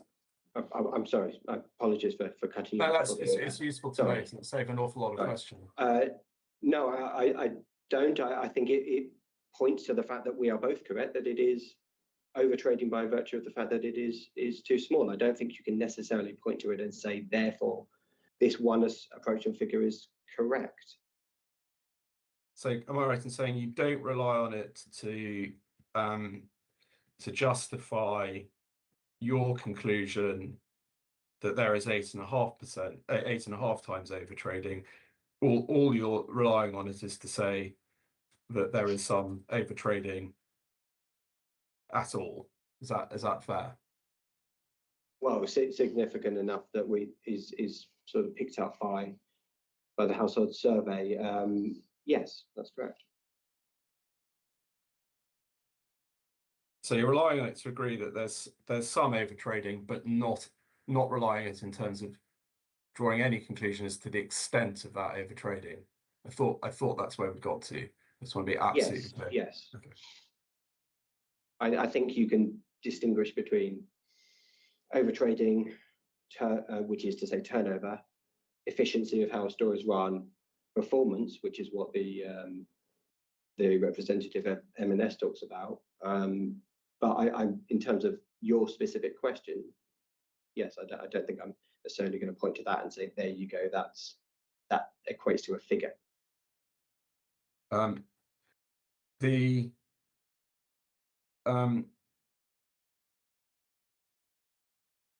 just want to also, in terms of that, the announcement, we've had, you heard the questions put to Miss Reeves. If I could take you to the Surrey Live announcement, please. Yes. And I think the page 6, please, of that. Now, there's a reference there to the store's performance has sadly not been where it needs to be. And as one of our smaller stores across the UK, we're not able to offer the very best of M&S food. Do you see that? Yes, yes. Now, the suggestion, as I understand it, in I mean, you've read that.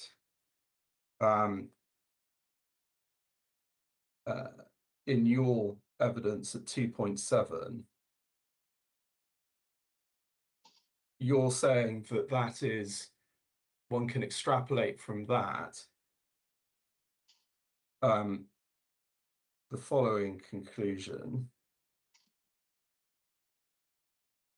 or well, to be fair, you commented on Daryl Phillips is there, but you've said at 2.7 paragraph 1 that the reference to Mr. Phillips's email to too small, in fact, confirms the household survey confirms that the current store is over trading to the extent that M&S is unable to continue to service the existing customer base. Do you see that? Yes. Now, just taking the words, the store's performance has sadly not been where it needs to be.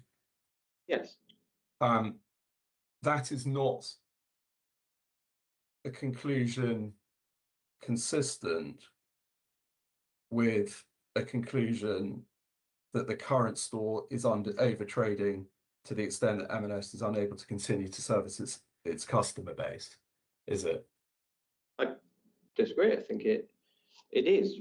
When you talk about performance, you essentially are talking about profitability. The fact that the amount that you turn over, all of that stock needs to be taken into the store, needs to be processed, needs to be stored somewhere. You need to pay for the trucks and so on and so forth. I'm not necessarily saying this says any one figure is appropriate, but performance very much speaks to profitability and inefficiencies of managing as he goes on to say, one of the smallest stores across the UK. I don't think you can stop, as Ms. Sargent suggested earlier, I don't think you can stop a sentence halfway through. The performance is related to the size of the store. They are closing, which means they're not continuing to service their existing customer base. I think it's very clear how you go from one to the other. There's no reference to over trading, is there, when it says the store's performance has not been where it needs to be? No, but we have the evidence that was agreed between Ms. Reeves and myself, and continues to be agreed between Ms. Reeves and myself, that the store is over trading. And then you have this that then adds to that previously agreed evidence that performance is not right, is not where they would hope it to be, which I've taken to relate to efficiency, profitability, because they go on to then discuss in the very same sentence the size of the store, which can only talk about the efficiency of the way the store is run. And there's no reference to M&S being unable to continue to service its unable to service its existing customer base. That there's no reference comes in there, from is there? The store closing. So what you've done is you've taken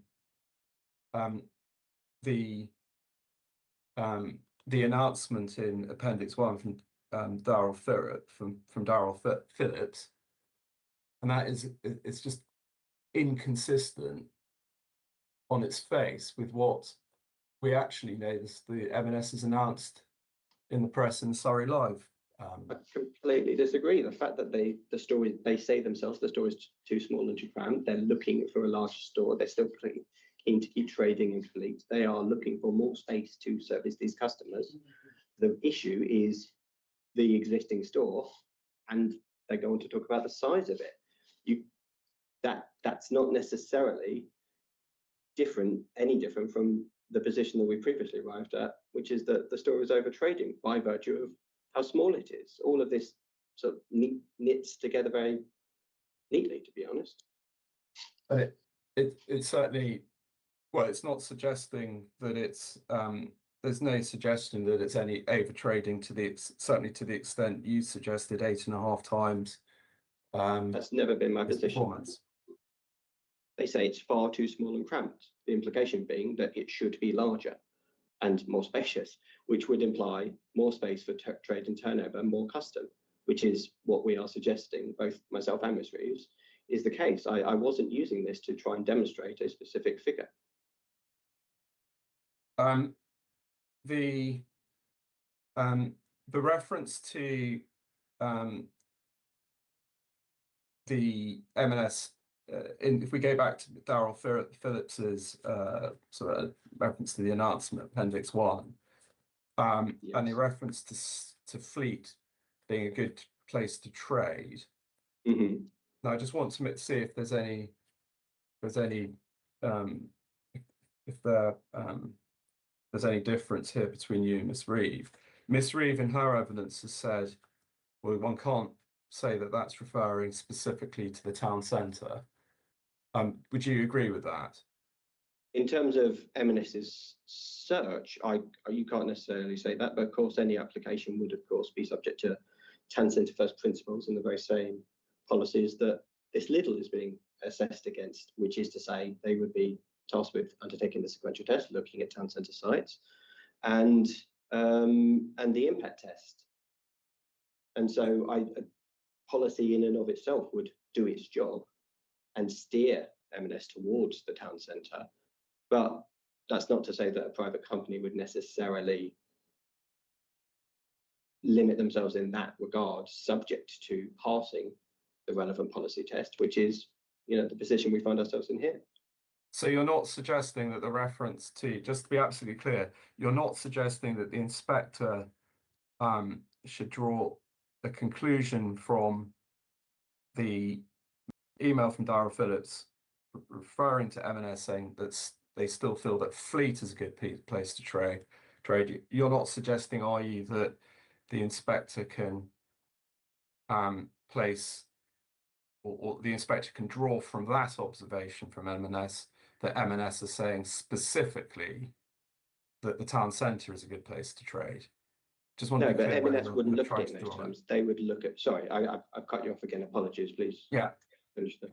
I just want to understand the weight that if there's any difference between you and Miss Reeves on this. Miss Reeves is saying, well, in essence, they're not saying that they're saying that Fleet Town Centre is a good place to trade. You would agree with that, wouldn't you? That's not what they're saying. They're just I don't think they Fleet in distinguish general. at all. I think they're talking about the custom base, which is to say the catchment.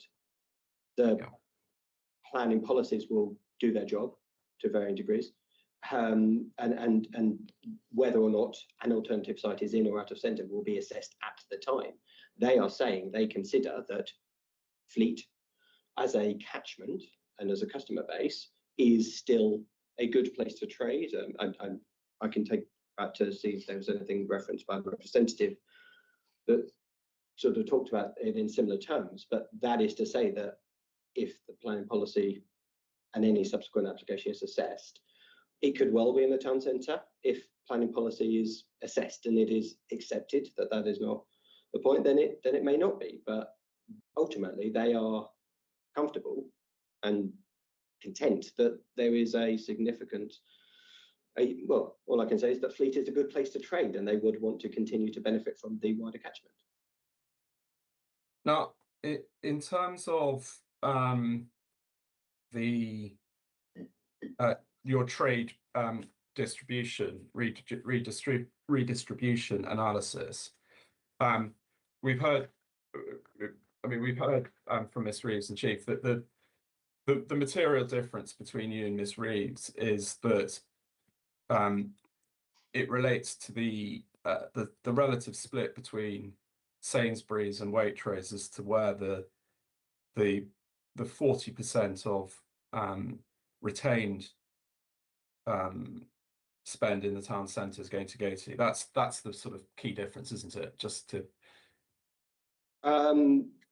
not entirely, because by introducing a suggested M&S turnover, Miss Reeves has essentially deleted 14 million plus of spending that, to my mind, would, if you take the same 40%, would equate to 5 million or so extra spending in the town centre. So I don't think that's the only area. I think if you take it logically through, the approach that Ms. Reeves has arrived at during her evidence, deletes £14 million of existing spending from the centre and doesn't redistribute it.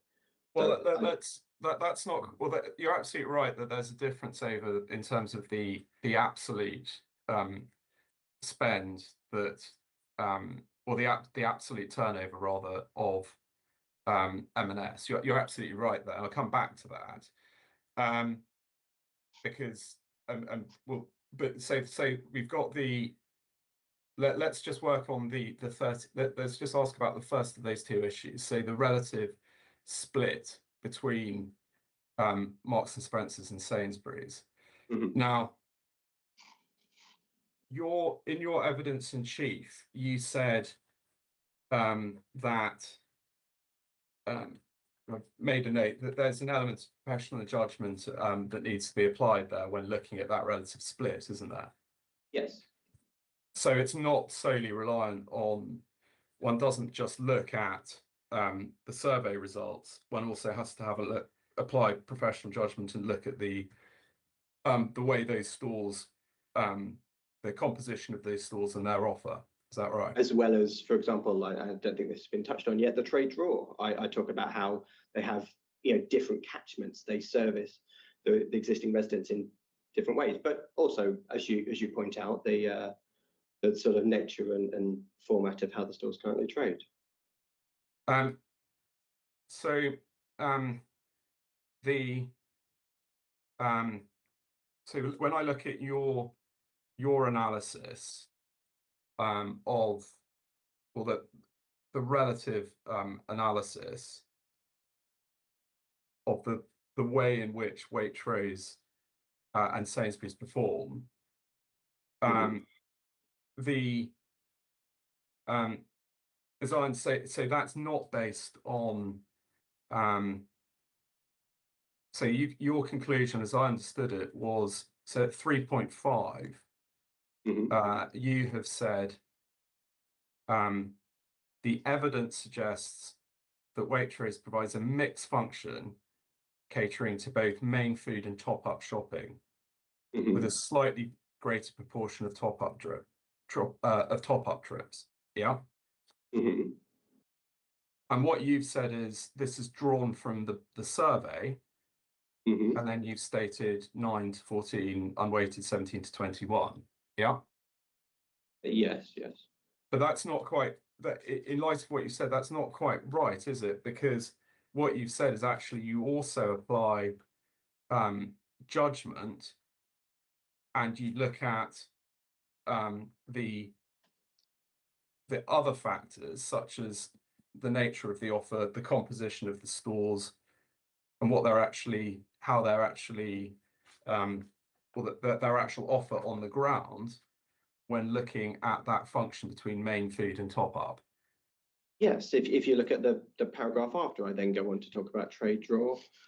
And then I go on to, it's only when I get to section 4 that I start to sort of bring it all together with my assumptions. You've taken the first part of my sort of analysis, but when I ultimately get to the 30%, I think that's kind of 2 sections away and several paragraphs of sort of talking through commentary on the other matters at hand.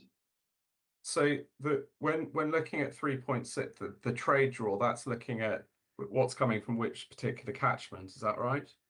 Yes, it's where existing shoppers at, in this case Sainsbury's and Waitrose, but in table 1, which was of course higher up, comparing it to the M&S, just to look at the nature of the catchment. So for example, we're saying that a decent proportion of people don't actually go to Waitrose from Fleet, they come from Yateley, and that's less likely to be in consideration. It all, to a certain extent, feeds in, but there's a degree of professional judgment as you go to the extent of which the weight you apply to any of these number of factors, and then you bring into account your kind of professional judgment of the facts on the ground and the individual stores.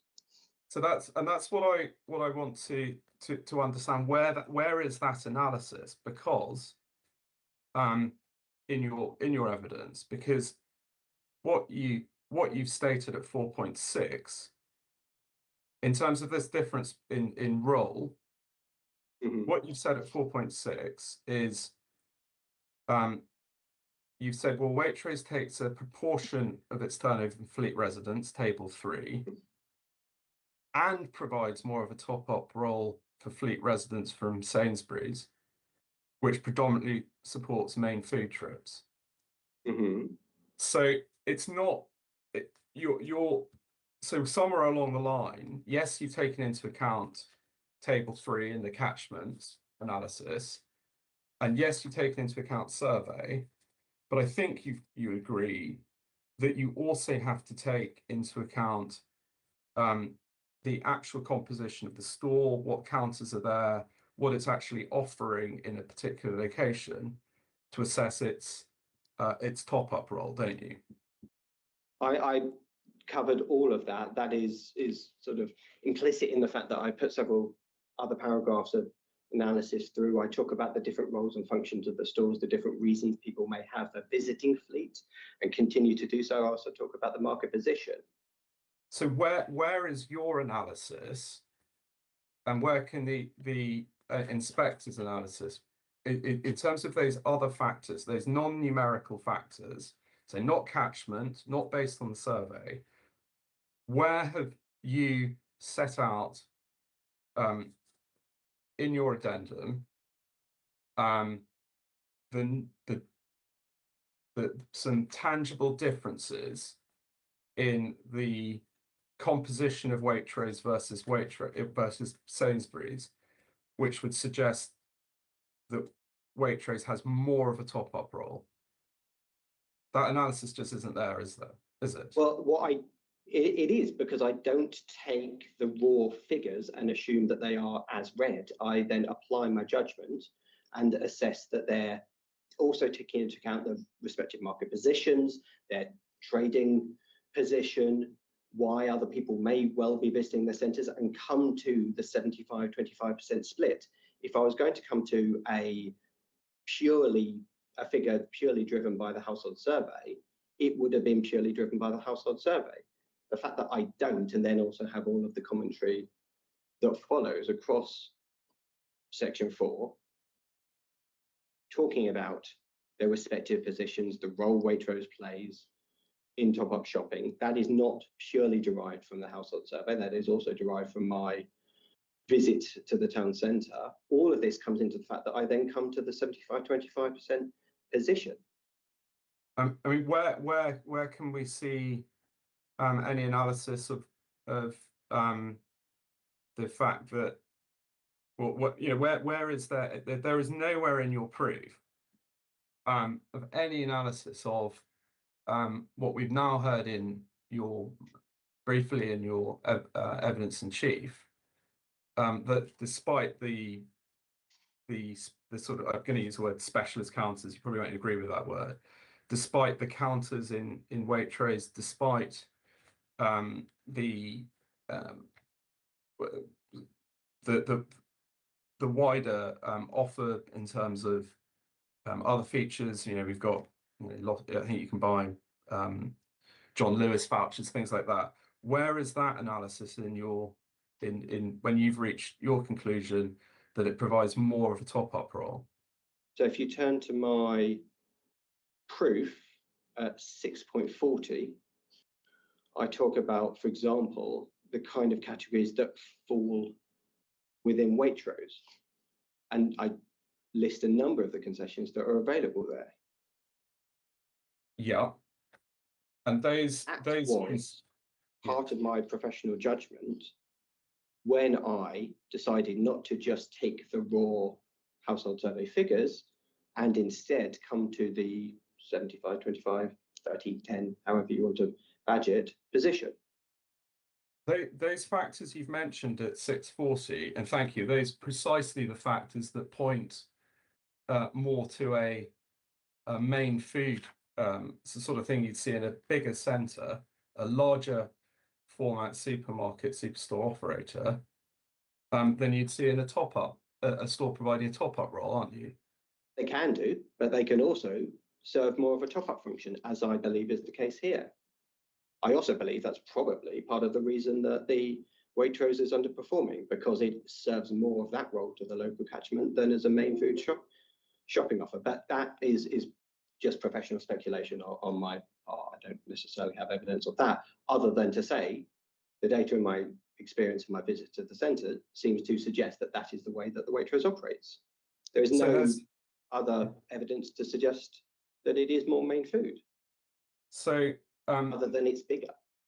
So there's the features you were pointing to at 640, I think we'd agree, are not features that indicate or would support a view that Waitrose provides more of a top-up role. I think we can agree that. Sorry. You'd agree that generally they wouldn't support more of a top-up role. They point to a larger form of supermarket, pointing to those all point to a main food shop type of store, don't they? Generally, when you have more space, yes, but in this instance, given the nature of how the Waitrose appears to operate in the current market, it serves more of a top-up role. Sorry, I shouldn't say more of a top-up role. It serves an equivalent, based on the information I have available, an equivalent top-up and main food role, and that's what's born out of the household survey data. I think to just ignore the household survey data, as you seem to be suggesting, for a convenient position is not necessarily the correct approach when coming to the assessment of how you would redistribute M&S to Waitrose. I also think the nature of the operator, which is to say M&S and Waitrose are both at the premium end of the market, is a very significant factor. And it also points to the fact that the concessions are there. If you like fancy fresh fish, you may find that M&S's premium offering as a sort of, whilst you're there for work in Fleet, you may either grab it from M&S or you could choose to get it from the fish counter. That still counts as a top-up shop. You are not then going to do a full basket, trolley shop. Well, I understand we don't want to go around in circles, not least Ms. Sargent needs to get away by one. I'm not suggesting I'm going to speed up just for that, but you've gone back to talking about the survey, understand that. You've gone back to talking about, well, I think you're relying on catchment, but in terms of the specific features of the Waitrose store that you rely on to say that it provides more of a top-up role than Sainsbury's, there are no such features that you've pointed, well, you have not pointed to any such features in your addendum, have you?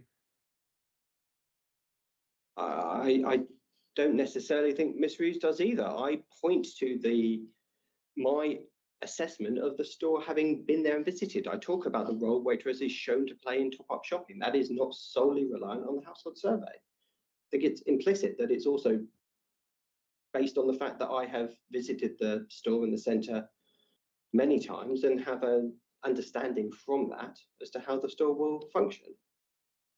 And if we could go back to, I mean, the relative split between M&S and Sainsbury's in terms of top up and that relative role. Can I take you to the retail impact assessment addendum, please? So bear with me. Another few I didn't have open.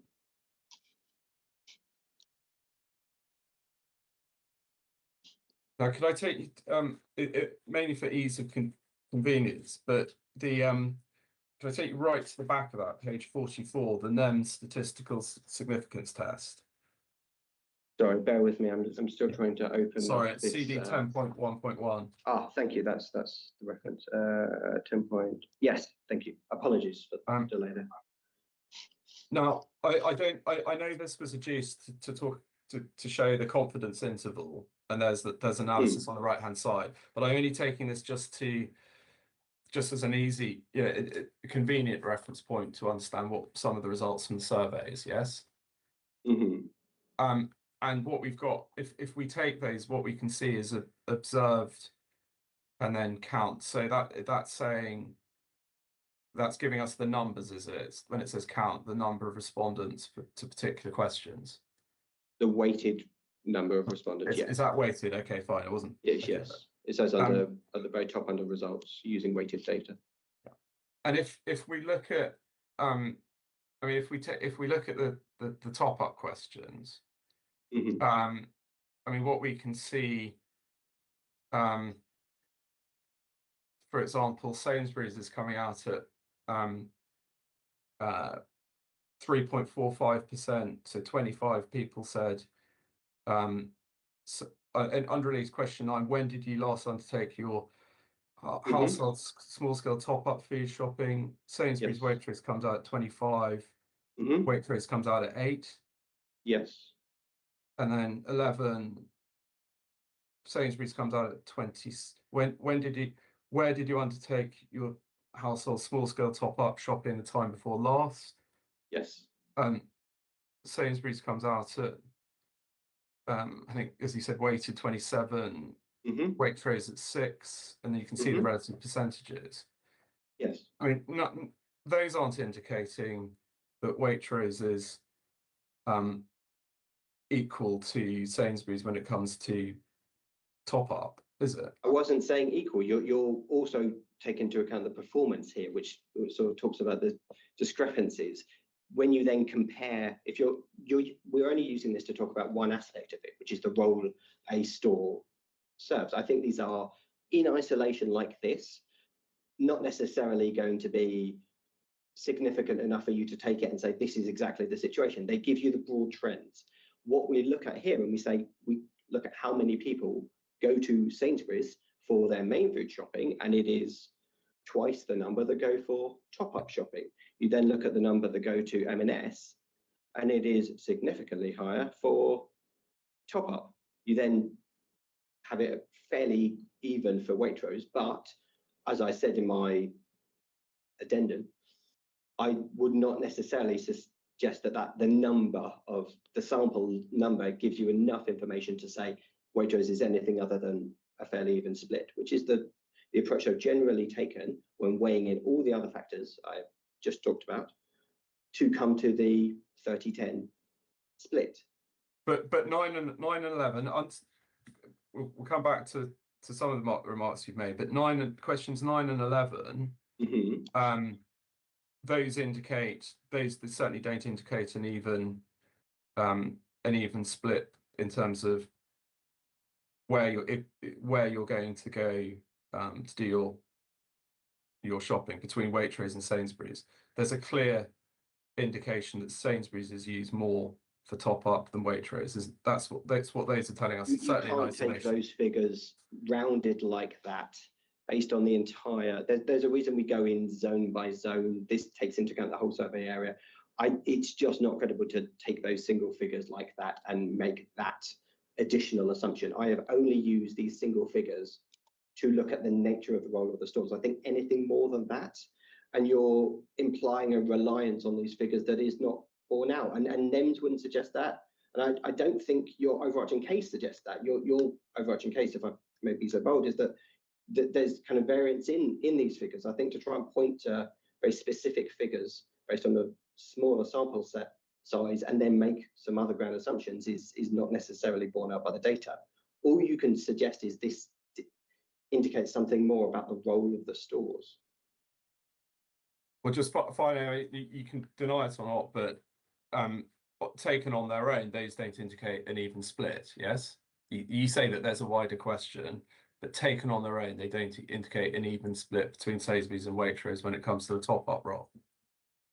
The approach there does not necessarily reflect the trading positions of the individual stores. I think any assumptions beyond that are not supported by the robustness of the data. I think it says to the right of it, the margin for error in any of these figures. You can't make those kind of wider or some more specific assumptions. And then when we, I mean, you heard what Miss Reeves said. Just so that I could put this to you and see. So it's not so I haven't put her analysis to you. I mean, she's saying when one looks at the roles, when one actually looks at how Sainsbury's and Waitrose are composed, she mentioned Sainsbury's doesn't have a great deal of fresh fruit and vegetables. She's already Apologies, mentioned. Mr. Neil. When you say her analysis, where are you? Sorry, in her when we heard under in her cross-examination that she was talking about the way in which Sainsbury's the store was composed. And do you remember she made reference to, well, there's not much fresh fruit, vegetables, or she said she pointed to the counters in Waitrose as some of the factors indicating that Waitrose were a main food shop. Was more geared towards main food shopping. Do you deny that would you accept that those are relevant factors? I don't think she's actually said that in her written proof, but those are absolutely relevant factors, and those are the same factors that I took into account when coming to the 30-10 split.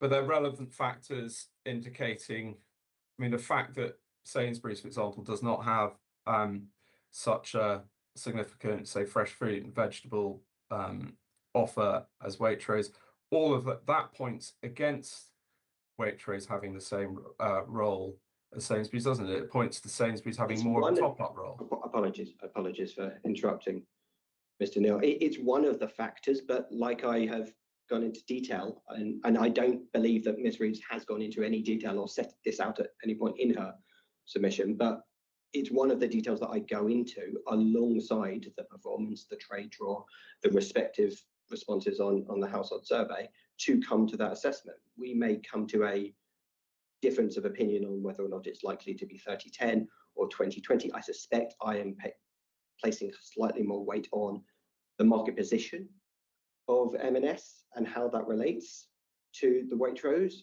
the Ms. Reeves may be doing, but that again is sort of a professional judgment. But I also point to a number of other factors, as we talked about, in coming to my 30-10 position, whereas I don't believe there is anything else presented by Ms. Reeves that led to the 20-20, which only came out from cross-examination. Well, I'm asking you about your analysis, and what I'd like to. So let's look at some of the other factors. So you say, well, as I understand it, the fact that Waitrose is only 200 meters or whatever it is from Sainsbury's isn't going to affect. As I understand it, you're saying that doesn't mean there's not going to be people do their top-up shopping and not going to go to Waitrose. But it's right, isn't it, that Sainsbury's is on the high street and immediately next to Marks and Spencer's. I mean, that's going to be a factor in looking at why people are going to go to Sainsbury's to do their top-up shop rather than Waitrose. It's a relevant factor to that split, isn't it? It's one factor. I wouldn't say it's a particularly relevant one, given how close Waitrose is. I think there are others that are more relevant, which is everything I've previously discussed, not least the nature of the stores and the brand position, perception, and price point.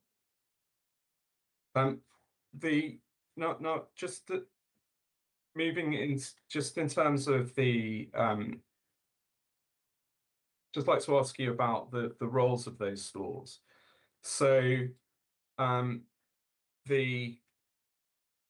I understand, Miss Reeves has said, well, we've got we're going from 3 anchors, and if Waitrose was, I know you won't accept this, but if Waitrose was to close, we go down to 1. I mean, you'd accept that that situation is, if the inspector concludes that Waitrose would close, you agree that that is the scenario he'd have to consider when looking at significant adverse impact, don't you?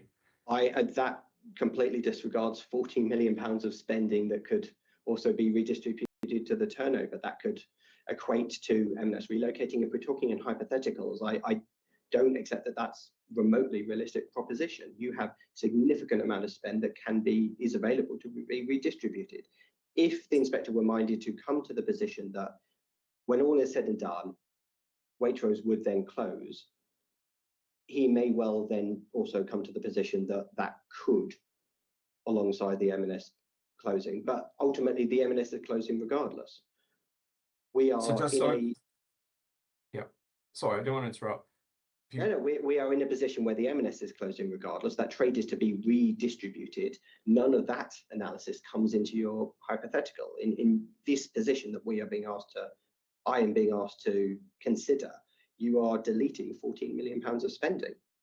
We'll come back to the area of spend in a moment, but would you accept in principle that, so it's your evidence to this inquiry that the loss of 2 anchor stores out of 3 does not lead to a significant impact on the town centre? May I ask for a clarification, please? Well, that's my question. In Is it your your scenario, evidence? does the Waitrose anchor continue to underperform, or has it accepted or taken on the additional trade of the M&S? I'm asking Because you. that would change my answer. So just so I'm clear, so you're saying the loss of 2 anchors out of 3 to Fleet Town Centre does not cause a significant adverse impact to Fleet Town Centre. Not Is that looking your at evidence? 2 out of 3 though, because the M&S is closing regardless. That is not a cumulative position or a commitment. And I believe that was something that Ms. Reeves has accepted. I don't think you'd assess the application on that basis. It is happening regardless. Okay, so let's take a scenario where we've got 3 anchors, and take a scenario where we've got 1 left, Sainsbury's. Yes, those 2 scenarios. Is it your evidence that the difference between those scenarios is not so significant as to constitute significant adverse impact? I must confess I'm a little lost in the hypotheticals, but there are scenarios where it could and there are scenarios where it would not.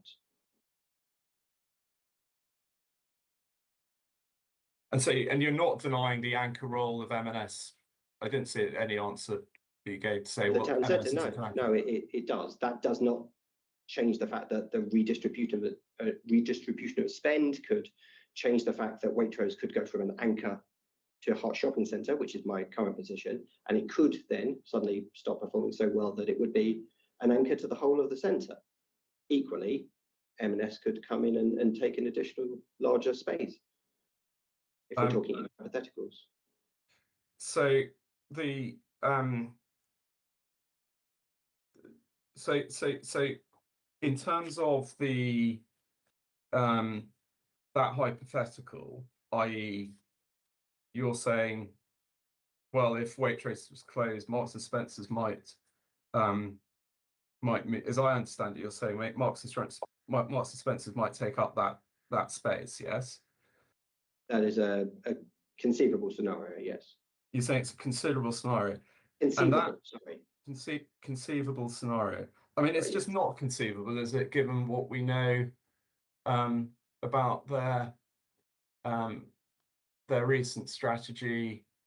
I mean, the idea that they're going to go into the hot shopping centre. I mean, there's absolutely no evidence to support that. Beyond the fact that they say that they are looking for stores of exactly that size. Well, is there, size isn't everything, is it? We know that one has to look at, there are very specifics, there's locational issues, there's actually, as you've already said, M&Co, as I understand it, you're saying M&Co, or at the other end of the store, that's other end of the centre, that space wasn't suitable, because it's not fitted out effectively as a supermarket. I mean, it's more than the fit out. It's the nature of the location. It's the additional servicing is a really considerable part of how the floor space is split out. This specific unit was designed for a convenience food operator. I mean, there's absolutely no evidence before this inspector to suggest that M&S would be interested in taking up this floor space should Waitrose vacate it. There's absolutely no evidence. They've said they're looking for stores in Fleet, or they would. Sorry, let me get the quotation right.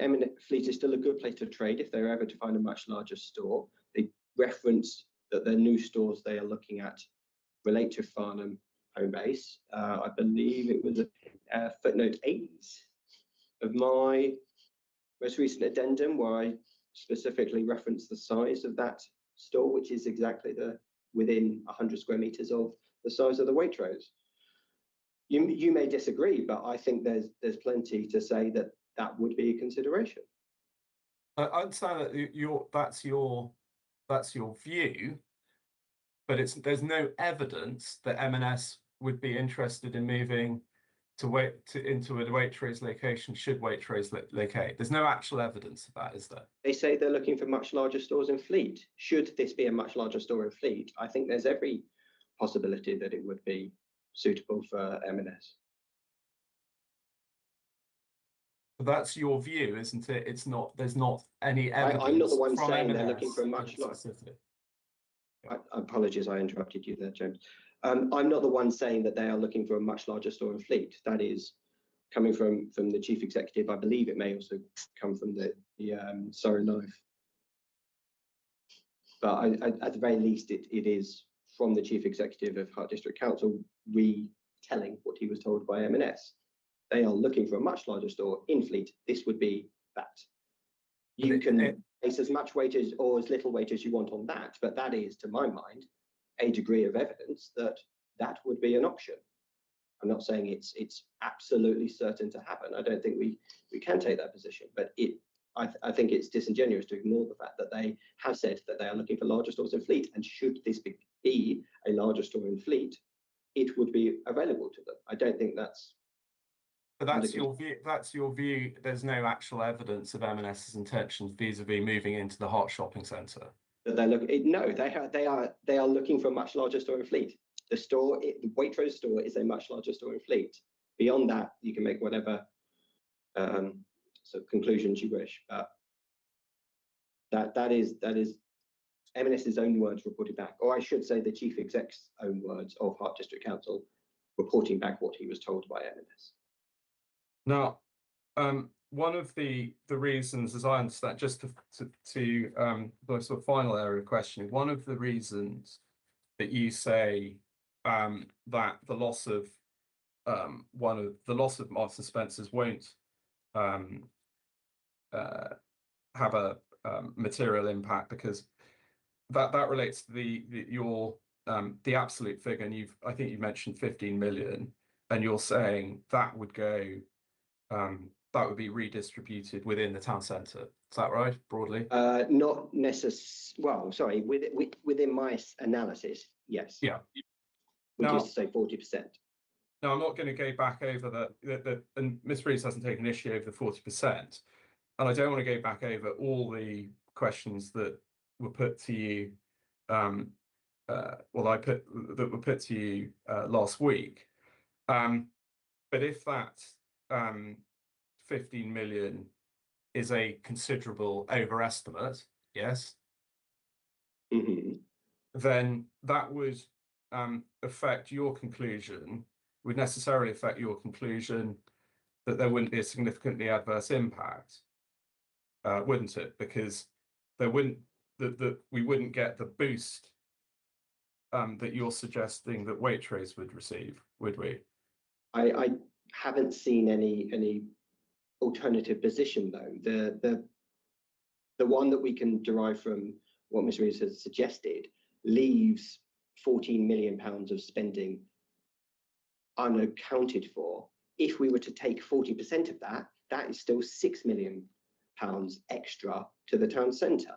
That is still far greater than you would lose from any Lidl. So I absolutely stand by my position that under this adjustment, you would still not have a significantly adverse impact. I think you misunderstood my question.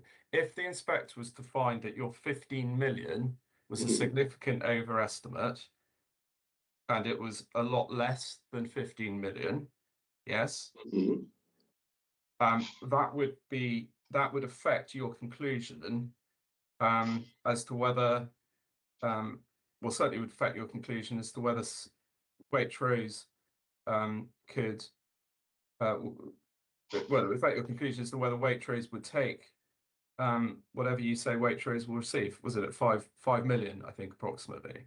Well, it would It's depend on directly it's directly relevant to that question, isn't it? it would depend on what the alternative is. I think that the suggestion that none of it, if your suggestion is that the 600% over is an overestimation and should be redistributed, which was what you were putting to me last week, that does still need to be done. I don't think you can just delete that amount of money. I haven't seen any alternative scenario. I just tried to run through one verbally, which would still give an extra 5-6 million back to the town centre. But ultimately, there is no other scenario that doesn't just delete the M&S over trade entirely. And so I don't think there is a credible position there. I can't see any scenario where that would be appropriate. If you were to say it does need to, that was an overestimation, or my approach with the 15 million was an overestimation, then you still need to explain where the rest of that money came or went. And it leads to, it makes eminent sense that it would also, along the same lines, be redistributed into the town centre. So you're also giving an extra 6 million. I think you've misunderstood the question. There's a fundamental issue between you and Ms. Reeves as to whether your absolute figures in terms of turnovers are right, yes? Yes. So my question to you is, if you're 50, except there's no argument about 40% redistribution, that's been accepted. If you have overestimated the M&S turnover, and you've taken the 8.5 times, haven't you? Mm-hmm. And you've gone up to, and you've applied that 15 million based on the 8.5, and you've said that's redistributed, yes? Mm-hmm. Now, if one was to take Miss Reeves's, she said, well, actually, that it's probably more likely to be 2 times company turnover, mm-hmm. Yes? Now, if we were to take that 2 times over company benchmark turnover, take that figure, on any analysis, that would be significantly less. I haven't got the precise figure. I think she said it's 4.25 million, but you're then deleting 14 million. That would also need to be redistributed. You cannot take that as a credible position without explaining what happens to that, money. That's not quite right, isn't it, Mr. Siggs? What it is, it's an absolute difference between you. It's not about diversion. That is Miss Reeves saying, not that it's got to go somewhere. It's saying it just doesn't exist in the first place because you've completely overestimated. That's absolutely. I'm sorry. Apologies. Here's my question: if the inspector was to take the view that 15 million total turnover of M&S is an overestimate, and if he was to prefer the estimate that we've heard from Ms. Reeves of approximately 5 million, yes, it's not that we're losing 10 million. It just doesn't exist, does it? It is, because the way that those figures are derived are from a share of the total spend. I've got one eye on the clock here. I don't necessarily want to do a disservice to the inspector here. So I'll try and be as clear as I can. If you look at the figures in my table, we start in my retail impact addendum. We start with the population. We look at how much each person spends per year. You then attribute that to the study area. The amount of spend is not different in the catchment. What the difference here is where that should be attributed. What we haven't seen at any point is a suggestion from Ms. Reeves where that lost money should go. What you're suggesting is deleting a number of people and their spending.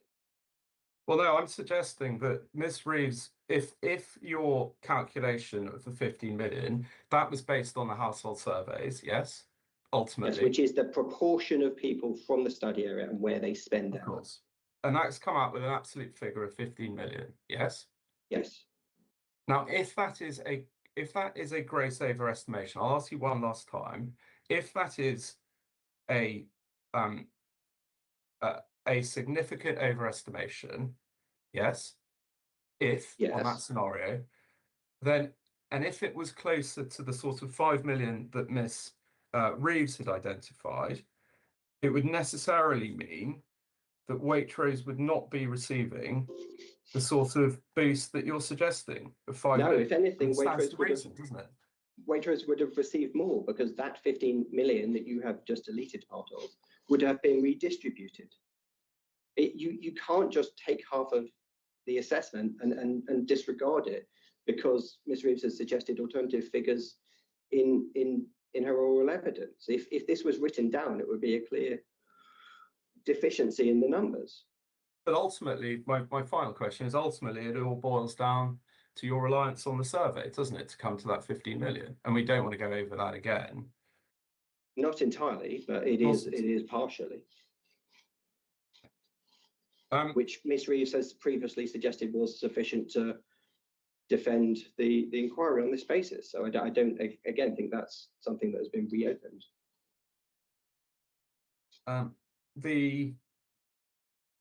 Thank you very much, Mr. Singer. So I've got no further questions for Mr. Singer. Okay, thank you. Just a quick clarification from me. In terms of the online shopping Yes. Estimates or calculations, whatever you want to call them. Yes. Ms. Reed took me or referenced the RIA figures, and I think it was the Experian figures where she was saying that, I'll paraphrase, they weren't really significant. Mm-hmm. What is your take on that in terms of, you think that they are significant or not? Well, if you, so it's page 27 of my addendum, and you can see I have the spend per person, including SFT, special forms of trading, which is to say markets and online spend. Online spend is the sort of vast majority of that. And you can see the amount removed in 2023 for each. And it's, for example, £240 or something for Farnborough. In Fleet, it's £160 a year. We also provide at the bottom of that table in one of the footnotes the actual percentage of the Experian deductions and the proportion that goes to it. Ultimately, the position that is generally taken is that once that money is kind of lost to online spending, it is not available anymore.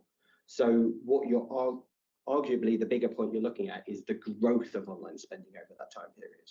How much extra goes to the internet? So, for example, here we see it goes up from 2023 to 2029 by 1 percentage point, from 4.9% to 5.9% in convenience terms. So in overall terms, the estimate would be just a mere, well, I say mere, it'd just be 1%. Is that 1% of the overall trade of the town centre? Yes, in terms of the amount lost over the period. It's actually per annum, so it does start to compound. I don't have the figures to date. You don't have the figures to date, but the figures you just quoted me was, yes, for my notes, yes. 2023 to 2029. Mm-hmm. Yes. So in 2023, and you're saying what? It would be a 1% increase in online shopping between 2023 to 2029 per annum. No, that's the difference in the growth per year. So in 2023, you're losing, as it were, 4.9% of overall spend on convenience to the internet. In 2024, you're losing 5.1%. In 2025, 5.3%, and then it ultimately reaches 5.9% by 2029. Ultimately, that will stack up, but the rest of the trade that's still available to the actual stores themselves is still the vast majority of it, because as Ms. Reeves has said, and I talked about earlier, a lot of stores actually take the position where they just run the numbers through the tills in any event. And how reliable is that figure? Is that based on surveys, or is that more robust than a survey? Those are based on, they're derived from the ONS figures and it's not the annual business survey, it's the annual shopper survey. They are industry standard same figures are used by retail consultants across the country, and to my understanding, they've never been disputed. They are essentially government figures because they're derived from national analysis. The Office of National Statistics, you say, yeah. Yes, but it published specifically by Experian, because they'll go in and kind of make adjustments to reflect the nature of trade and so on and so forth. But it is industry standard. I'm noting the time. Just one final clarification from me. You've broadly mentioned the farmers market. Yes. Did you visit the farmers market in person? You mentioned a site visit. I did not know. I didn't visit on Saturday. And in terms of the overall analysis offered to me about the impact to the town, are you satisfied there won't be an adverse impact to sort of, say, market traders? Yes, I am, purely because we fall to the like effects like principle. Market traders are intentionally split out as part of special forms of trading, because people don't necessarily carry out the nature of shopping that they would do. It is more of a trip and a reason to visit. So the attraction would be the market, and then you would also get people filling up the rest of the baskets at Sainsbury's, M&S or Waitrose, rather than, in my experience, the other way around. So you wouldn't imagine a scenario where people are sort of buying the fruit and veg from the market? They certainly would do, but ultimately that would be in addition to any existing visits to the stores.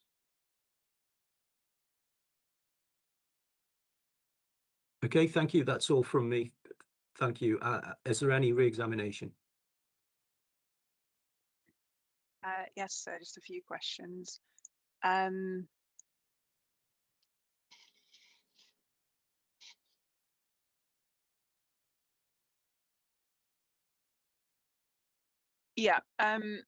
So there was a debate with Mr. Neal at the start of your cross-examination about the extent of the Marks and Spencer's overtrading, and is it 2 times company benchmark, or 8.5 times company benchmark, or somewhere in the middle? Let's stand back from all of this. If M&S is only overtrading at 2 times, what's your view on whether redistribution, let's say Ms. Reeves is right and it's 20% of that, so 20% of the 200% performance goes from M&S to Waitrose, and then our Lidl comes along, what's your view on the likelihood of Waitrose closing? In that scenario, Waitrose would have been doing significantly better than previously identified, so I don't see any significant risk of that.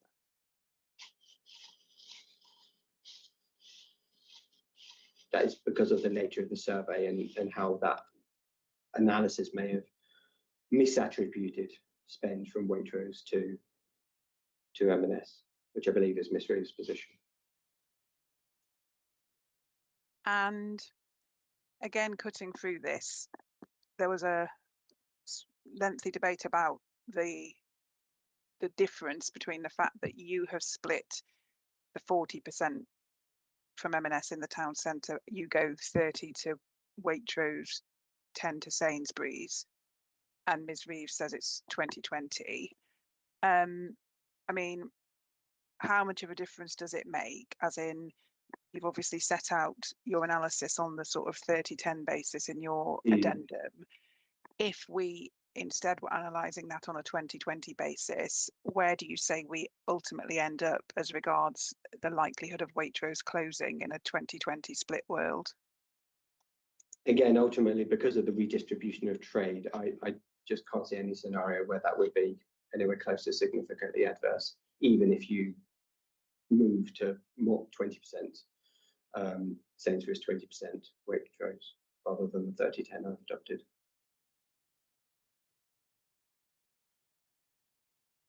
But specifically asking around the likelihood of the Waitrose closure, which is the practical consequence the council's worried about. Of course, and in that scenario, the Waitrose would, in all likelihood, be doing better off than it was previously, and so there's, to my mind, very little to no likelihood of the Waitrose closing.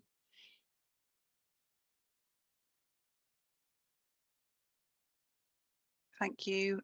Then, yeah, Mr. Neil asked you several questions about, he called it a scenario, a hypothetical scenario of going from 3 anchors to 1. What's your view on whether that's a relevant scenario to the inspector's analysis here? It is not relevant. By the time of the sort of no development assessment scenario situation, the baseline that we are instructed to assess on the basis of the MPPF and PPG, the M&S would have already closed and would have already redistributed its trade, that people would have already adapted their new shopping patterns. In that scenario, the closure of the M&S is not relevant to the assessment of the impact of the Lidl.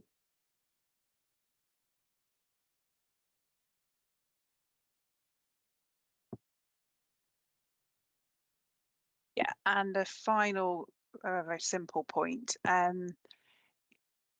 Later on, you were again returning to this point around the context was, you know, evidence about M&S being interested in the Waitrose store if Waitrose went. And you referred to the chief executive's comments, and then you said you also thought there might have been something in the Surrey Live that reflected what the chief exec has passed on. If we look at the Surrey Live extract, please, do you have a copy of that? I do, in particular, page 6. Yeah. Have you found the reference that you were looking for mid-course I have. examination, looking back at that? Yeah. So the relevant regional manager for M&S, who will be in charge of new store rollout, as much as there is any, does say we are keen to find a larger alternative location in Fleet in the future, allowing us to deliver the best possible shopping experience for local customers. Thank you very much. Sir, thank you. That concludes Mr. Singer's evidence. One point I do just want to raise is Mr. White's letter raised a point around waiting to be given to job creation as a benefit, which is a planning point, given that the council aren't making any suggestion that there's an impact on, you know, the weighting of benefits here. I'm not proposing that we recall the planning witnesses, but I do just want to ventilate that point before we sort of finish all of the witnesses' evidence. Understand. Yes, I mean, in terms of Mr. Singer, there's no further questions from me. So yeah, thank you for your contributions and those clarifications. In terms of the comment about recalling the planning witness, Mr. Neil, do you have a view on anything to do with planning or planning weighting needed to be reassessed by the planning witnesses? In light of I haven't seen this comment from Mr. White, so I can't really comment on. It's a matter for the appellant if they wish to recall. I can't. I don't think it's something for the council to comment on. If they want to recall the planning witness to address it, that's Miss Sargent to ask to do that and for you to take a view on, sir. Yeah, but there's no scenario where you would want to recall your witnesses, is what I'm getting at. No, we're not asking to recall any of our planning witnesses, no. Right, thank you. Also, witness. Yeah, witness. And so, yeah, there's no further questions from me. So we'll adjourn there for half an hour and we'll come back and deal with the planning obligation and planning condition matters. Miss Sargent's already indicated she's not going to attend. I don't see a particular fairness issue if Miss Sargent isn't there. So we'll proceed on that basis. So we'll adjourn there for half an hour. Thank you. Thank you, sir. Thank you, sir.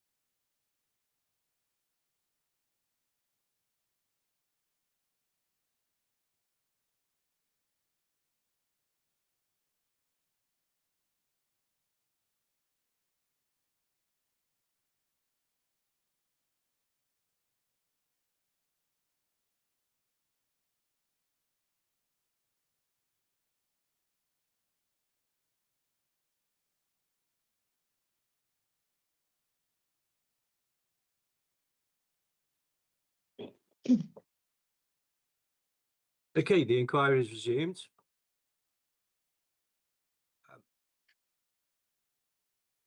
I think everyone can hear me. Is that right? I can see Mr. Rape has joined us.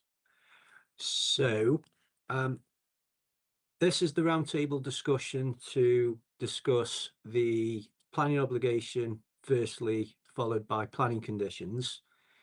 All discussion is on a without prejudice basis, as I've already implied in my opening announcement on the day one of the inquiry. So parties aren't bound by any roundtable discussion. It's just purely a procedural point, really, to go through the planning obligation and conditions, as is the case on all planning inquiries. So we'll start with the planning obligation, which I've received a copy of, and I've also received a copy of the council's SIL compliance statement. So I've got those two documents that I'm going to be referring to.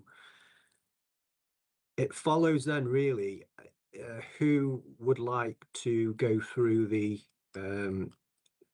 broad basis of the agreement? Is that you, Mr. Raper? I can do, yes. So it's... Apologies, sir. Sorry to interrupt. Can I introduce Mr. William Sutcliffe, the appellant solicitor? Just conscious he hasn't appeared at the inquiry previously and may make Yes, comments please do. of the Section 106 agreement. Good afternoon. Good afternoon. Mr. Sutcliffe, was that? Yes, sir. And you are a legal representative, is that right? Yeah, solicitor for the appellant. Solicitor. And we've been negotiating the Section 106 agreement with the council.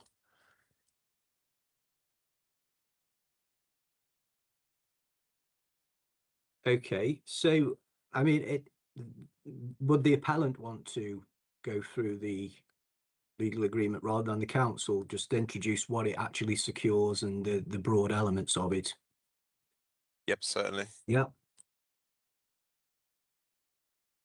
May I just ask before we begin, I know there were a couple of different versions in circulation towards the end of last week.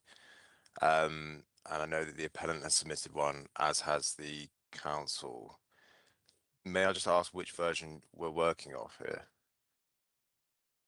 So the one I've got is titled engrossment, and it's dated as modified on the 3rd of June.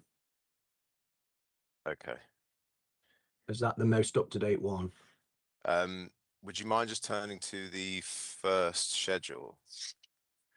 And just telling me what the first 3 words are of that one, then I should be able to determine.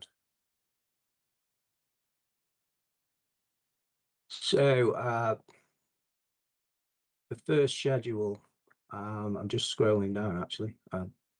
Yeah, no worries. That's page 14. So first schedule, it's simply saying the site, the freehold land shown edged red. Okay, perfect. No, that's fine. So that's the version that we've submitted. However, the council have had some further amendments, which I can just run through towards the end. But we've covered all the salient points, and we're more or less there. Okay. Perfect. So this agreement, the district council decided not to be a party, and there's only the county council and the appellant, Madaket Limited. And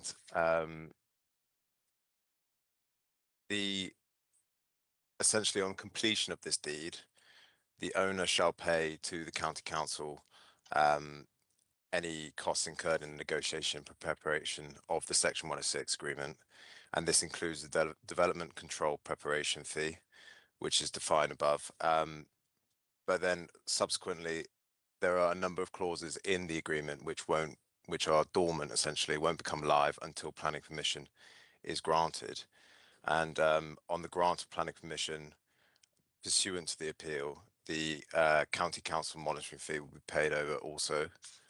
And then there are a host of clauses within the agreement which are conditional upon this grant of planning permission. And this includes clause 7 and clause 12, clause 13, and clause 16, which essentially among the other clauses are more or less boilerplate provisions that you would find in any standard agreement.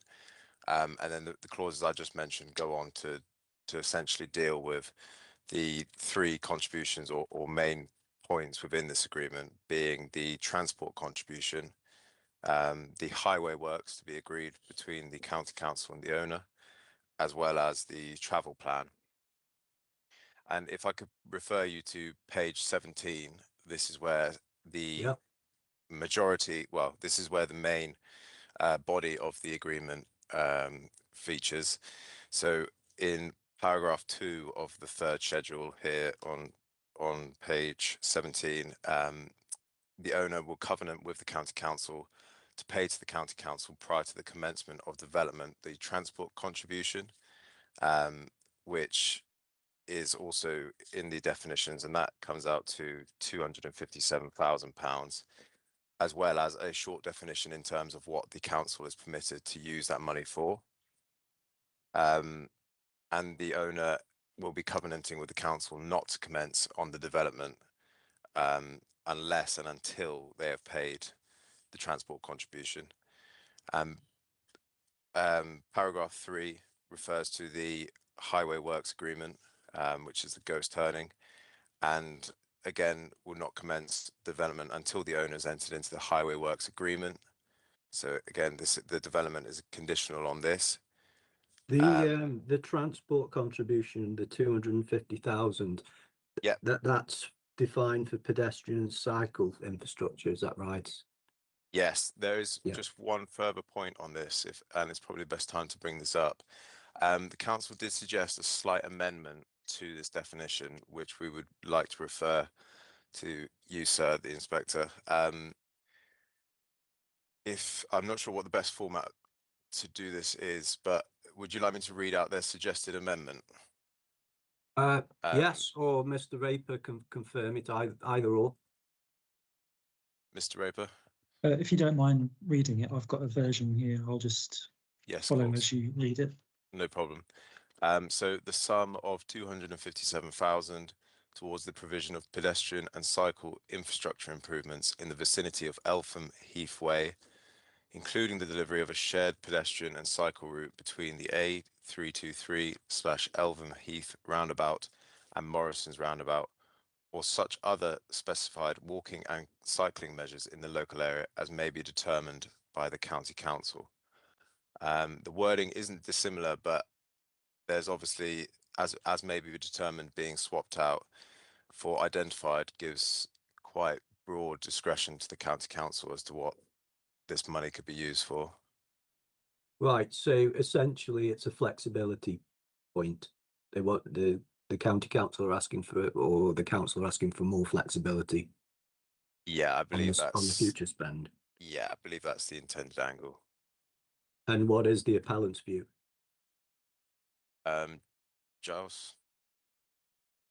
Thank you. I'm happy to come in. We're happy with that amended definition of the transport contribution. I think it still achieves the primary aim of providing the cycleway footpath along the southern edge of Elvetham Heath Way, but no objection to that revised definition.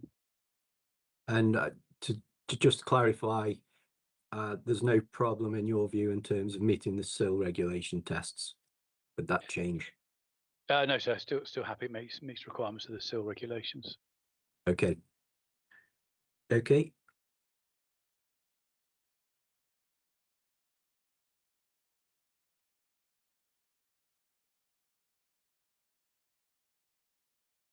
Sorry, just 1 second. So was there any other questions on that before I can proceed with the highway works? Not on that, no. I mean, I've taken on board there's no dispute in the definition of it, so I'm taking on board what you're saying, and I've also got the SIL compliance statement to refer to. So yeah, I think you were moving to travel plan elements. Yeah, perfect. So the third part of this schedule really is the travel plan, which you'll see annexed to the agreement also. Again, there's this clause, or this paragraph rather, essentially deals with the owner's covenants with the county council, which range from implementing the travel plan to paying the travel plan monitoring fee, to appointing a travel plan coordinator to implement the travel plan, and notifying the council of this appointment alongside its progression. There's also a provision for the owner to pay to the county council the travel plan cash deposit, and this just ensures that the owner will comply with the travel plan, implement the travel plan, and provides various provides a benefit to the county council in terms of action, remedial action, if they find that the owner has failed to comply with the travel plan. And is that a standard clause, what the county normally ask for? I think so, Mr. Raper, if that's... Yes, that's my understanding, yes. Okay, and the cash sum you're referring me to, is that taken out of the £16,500, or is that in addition to? No, that's in addition to, I believe. It's in a form of deposit, so it's essentially just securing the owner's covenants, and then once they're discharged, should be returned. Right, okay. Are there any other questions there, sir? Well, it might be related to what you've just described. I'm not entirely sure, but it's something I'm seeking clarification on. It's the evaluation fee. Yes. So I might be jumping on a bit, but I am querying what is that evaluation fee for? I mean, obviously it's described as an evaluation fee, but why is that necessary, and what, you know, is that a standard part of the agreements for fleet? Well, I think essentially this evaluation fee is, there's obviously administrative costs that go into approving the travel plan. And then I think this covers the council's administrative costs in terms of approving the travel plan that it has approved. But obviously this provision is only triggered once the planning permission is granted. Mr. Raper, is this commonplace for you, or? Yeah, it's a standard fee from the county council. It's published on their website, and it's different fees for different levels of development. So for major developments, this is the standard fee for an initial evaluation of the travel plan. Okay, and that's clearly separate to the monitoring fee, the £15,000 monitoring fee. There's no overlap between the two, is there? So, for instance, would any of the monitoring fee be for administrative evaluation of any part of the agreement? And that's a question to Mr. Raper. Yes, I believe that's a separate aspect. Is to monitor the ongoing performance of the travel plan rather than the initial evaluation of it. And so you're saying it's ongoing monitoring, which is the 15,000, and there's no evaluation tied to that? No. No. Okay, yeah, there are no further questions from me. Does anybody want to raise anything else about the actual agreement or the drafting of it? So there's the one area of dispute. I don't know, Mr. Sutcliffe, you were going to come on to that? Yeah, I won't steal your thunder then. No, that's okay. That's quite all right, Giles. So there's just one other point which we would like to refer to your opinion. In the third schedule, in paragraph 1.3, there is in your copy, I believe, there should be a blank on the fourth line, which, if I just briefly if I just briefly explain what the schedule refers to, it'll hopefully be able to Yes. inform you. So essentially, these are the county council's covenants with the owner, and we've drafted this to cater for a payee. So if the transport contribution, sorry, is paid by a separate entity, then they have the benefit of this covenant from the county council. But here on 1.3, essentially this is relating to a repayment of the transport contribution, any that remains unspent or uncommitted after a certain amount of years of the date of the commencement of development and the date of receipt by the county council of the transport contribution. And we would like to refer this to you in terms of what length you think is appropriate for the repayment provision here. I believe the council has suggested 10 years, but we would just like to refer that to you to see if this could be shorter. When you say shorter, what is your preferred number of years? So we had suggested to the county council 5 years. Why do you say 5 is reasonable? In terms of the aim of the transport contribution, that's to provide the cycle path and pathway, and then the county council's view that was required mitigation in terms of the impacts arising from the development. So if the appeal is allowed, sir, we would have anticipated that the delivery of that cycleway and pathway would be much closer to occupation, first use of the store to be delivered. And could I ask Mr. Raper his views? I mean, is 10 years a standard amount of time for fleet? Do you know, or is there a particular basis for the 10 years? I'm led by colleagues at the county council on this point, and I understand 10 years is standard from their perspective. So that 10 years is what they're seeking. And the county council are the signatory of this agreement, or would be, rather than the council, the Yes. borough council, or Yeah. district council rather. Yeah. So presumably they would have the right to not sign the agreement if the appellant didn't agree to the 10 years. Yes. I mean, is that where you are?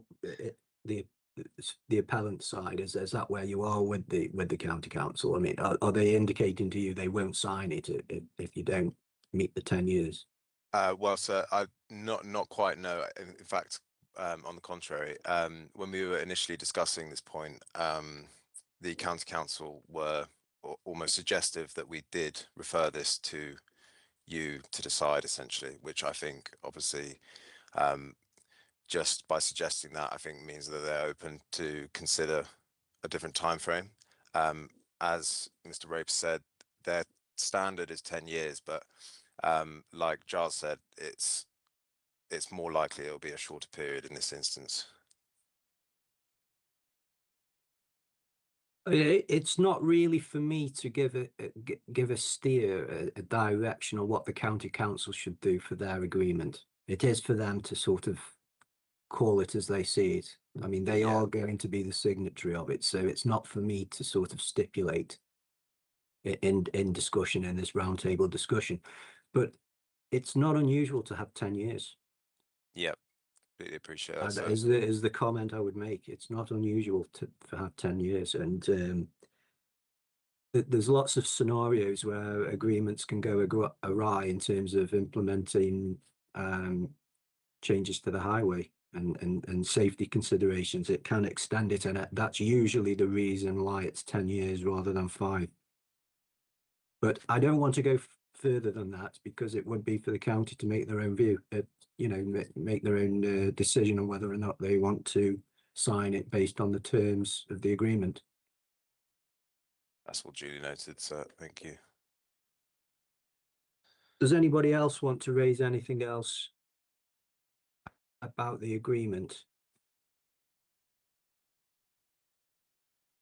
I think I've covered everything. I've got an understanding of the values. I've looked at the you've explained broadly what it secures and the financial contributions involved, all being linked to highway works. So unless anybody else wants to raise anything, I'm going to move to the planning conditions. Yep. So just one final question in terms of timeframes. Is there a preferred time frame that you'd like us to submit the completed Section 106 agreement to yourselves? Well, I mean, it's not unusual to give a week post the closure of the inquiry for the signing and the receipt of the documents. So I would think that would be reasonable for all parties to allow that. That's what I'm suggesting, unless there's a good reason to not do that.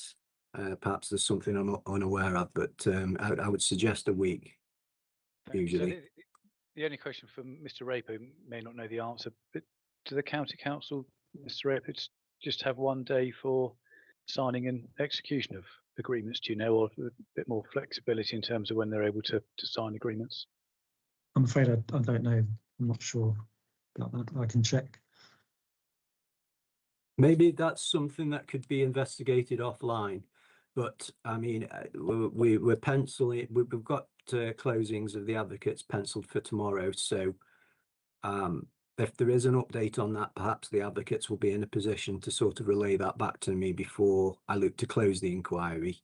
The ideal situation is that the agreement's signed before the close of the inquiry tomorrow.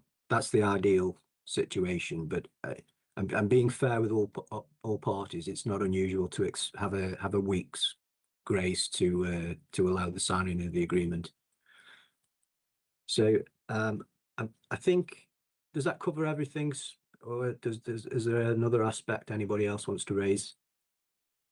No further points from the appellant, sir. Thank you.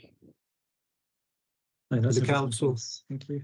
Okay, thank you. So I'd like to move to the conditions now, please. So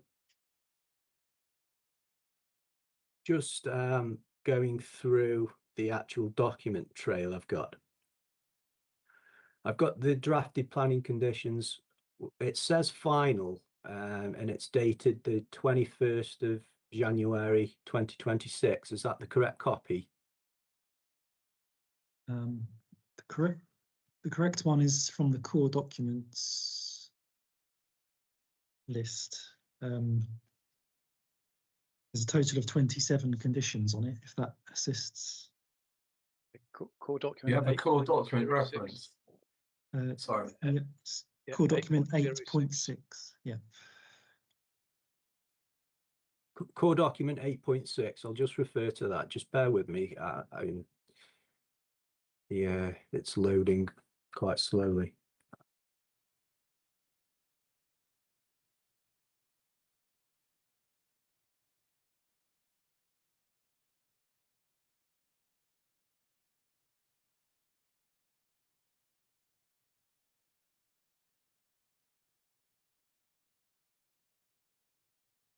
Yes, I've got that. That's a 10-page document, and as you say, it goes up to 27 conditions. Yeah. So I've got that in front of me. Okay. Maybe if the council could perhaps go through the broad elements of the conditions, perhaps batching them for ease. Yes. So condition 1 is the standard time limit condition. Yeah. Condition 2 is the approved plans condition. There is actually one comment I would have, one discrepancy, which I've discussed with the appellant, and it's just a reference to 2 of the tree protection plans. So there's 2 tree protection plans dated June 2022, TC1 and TC2. So they're just over the page on page 2. Those tree protection plans refer to an earlier scheme, so aren't relevant to this scheme. So the relevant ones are the ones dated October, which are in that list. So my suggestion would be to delete those 2 plans dated June 2022. Does the appellant have a view of that request? So we discussed with the council previously and are happy for those 2 references to be deleted. Just to confirm, it's plan TC1 and TC2, and as Mr. Raper said, both dated June 2022. Okay. Okay, and that follows on to condition 3, where the same issue arises. So that the condition 3 secures compliance with the arboricultural information and lists all the tree protection plans. So Yeah. I would suggest striking those 2 plans dated June 2022 out of that condition, but keeping the rest of the references. Presumably the appellant is agreeable to that or not? So yes, agreed for the same reasons as previously. Condition 4 requires the specified landscaping works to be carried out. And there's a standard clause in there for any trees which die, are removed, or become seriously damaged or diseased within 5 years shall be replaced in the next planting season.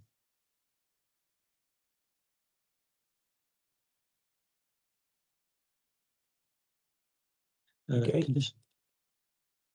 Condition 5 requires details of materials to be submitted. Condition 6 requires details of a lighting scheme, external lighting, to be submitted. Oh, sorry, Mr. I think in condition 5 there's a road. I've just noticed a road work proceed, which is struck out in the version I have. Oh yes. So I think we're agreed so that in condition 5, the last sentence where it says retained, and there's the word proceed, which is struck through, that can be deleted. Okay, yeah. It is actually, there's a line through it in the copy that I've got. Yes, fine. yeah, I think it was a previous drafting version that we were sharing between the parties. Ah, right. So that's a track change that needs to sort of come out. And in terms of the other elements of the condition, the appellant has agreed to this, I take it? That's right. So Yeah. just we have agreed all of these conditions with Yeah. the council. So the version which we're going through, there's no dispute in any of these remaining conditions. Understood. I mean, on that basis, I don't want it to be overly onerous. So if you do want to patch the conditions up, Mr. Raper, just go through them briefly. Given the level of agreement we've got, I'll flag up to you if I think there's an issue, but I don't think there is. Okay, thank you. So condition 6 is the lighting scheme. Condition 7 restricts the hours of which store collections and deliveries can take place. Yeah. Condition 8 requires a construction management plan. Okay, yeah, and there's an implementation clause at the end I can see. Yeah. Yeah. Condition 9 requires a minimum number of cycle parking facilities to be provided in accordance with our parking standards. And that's highlighted as 12. Yes, a minimum of 12, yes. Minimum of 12, yeah. Condition 10 requires a parking management plan, so the details of the car park and management signage, etc., how the car park would be managed. Okay. Condition 11, I should point out as well, unfortunately, that this condition has been replicated later on. I'll come to that, but condition 11 requires the proposed access, parking, turning areas, etc., to be provided in accordance with plans. Right. Condition 12 requires a site waste management plan be submitted. Condition 13 relates to measures to prevent unauthorised access to the car park and the site outside of operational hours. And condition 14, as I just said, is the same as condition 11, but it has got the addition of one word, turning. So it's parking, servicing, turning and manoeuvring. So my suggestion would be to keep condition 14 and delete condition 11 if that's agreeable to the appellant. Yes, thank you. No objection to the retention of condition 14, and as you say, it's a replication, and condition 11 is deleted. Thank you. Condition 15 relates to the opening hours of the retail unit itself. Yeah. Condition 16 requires a delivery and servicing management plan. And this is to manage how deliveries are carried out in the interests of neighbouring occupiers. Right, and in relation to all the prior to commencement conditions, the applicant's in agreement. Where is the actual written agreement for the purposes of agreeing the prior to commencement conditions? Where is the actual written agreement to that? Is that in the statements of common ground?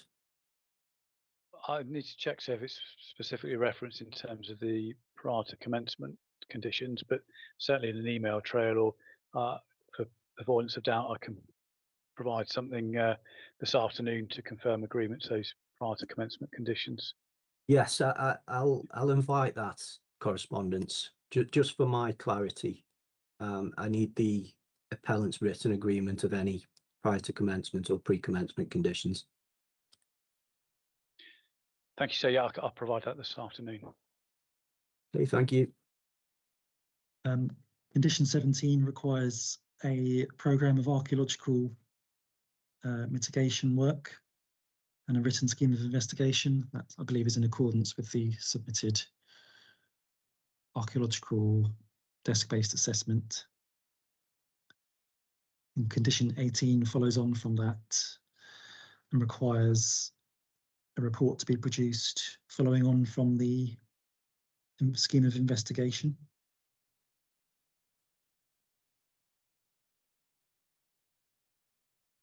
Condition 19 restricts the use of the development to Class EA and prohibits it from being subdivided for any other purpose. Condition 20 removes permitted development rights provided by classes A and E of Part 7, which relates to extensions and hard standings for retail development. And the reason for that, you're giving both residential amenity and visual amenity the area reasons. So you see that as absolutely essential. If it was given consent, that that's an absolute essential requirement, is it, to remove rights? Yes, the LPA believes that is the case, yes. Okay. Condition 21 requires compliance with the submitted ecological report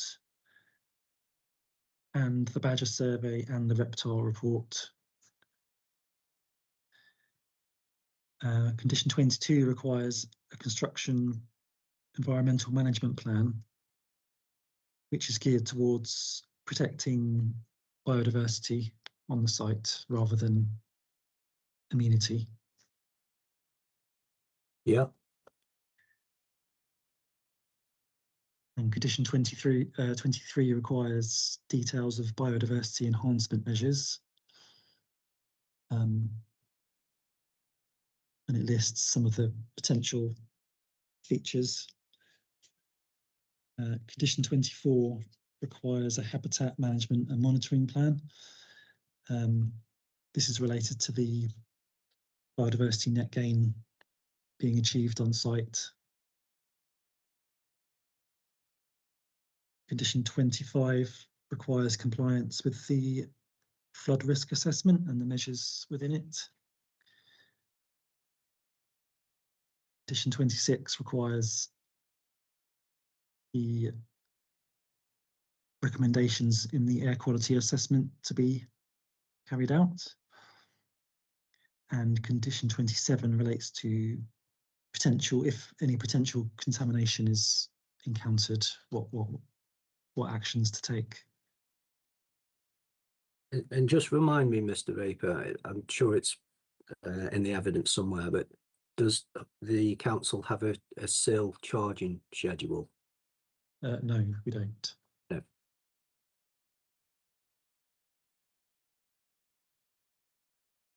Okay, thank you for that overview. Do any of the parties want to address any elements of the conditions? No, thank you, sir. I think as we've gone through this, just a few comments and adjustments to the conditions, but as I say, they've all been agreed previously, and I can provide the appellant's agreement to the pre-commencement conditions later this afternoon. Okay, grateful of that. So we went through both elements with a bit of a hop and a skip and a jump, but I've covered everything I need to my side. So I'm going to look to adjourn for now, and we'll reconvene tomorrow at 1:30. Unless there is a change to that, I'm expecting that we start again at 1:30 tomorrow. Are all parties agreed on that? Yes, sir. That's fine with the council. Yes, Okay. 1:30 is fine. Thank you, sir. Okay, so it's just a case of I don't think I've yet received the link for tomorrow, so it's just a case of getting that over to the inspectorate's team. But if it hasn't already been done, but other than that, we'll reconvene again tomorrow at 1:30. So we'll adjourn there. Thank you. Thank you. Thank you. Thanks, sir.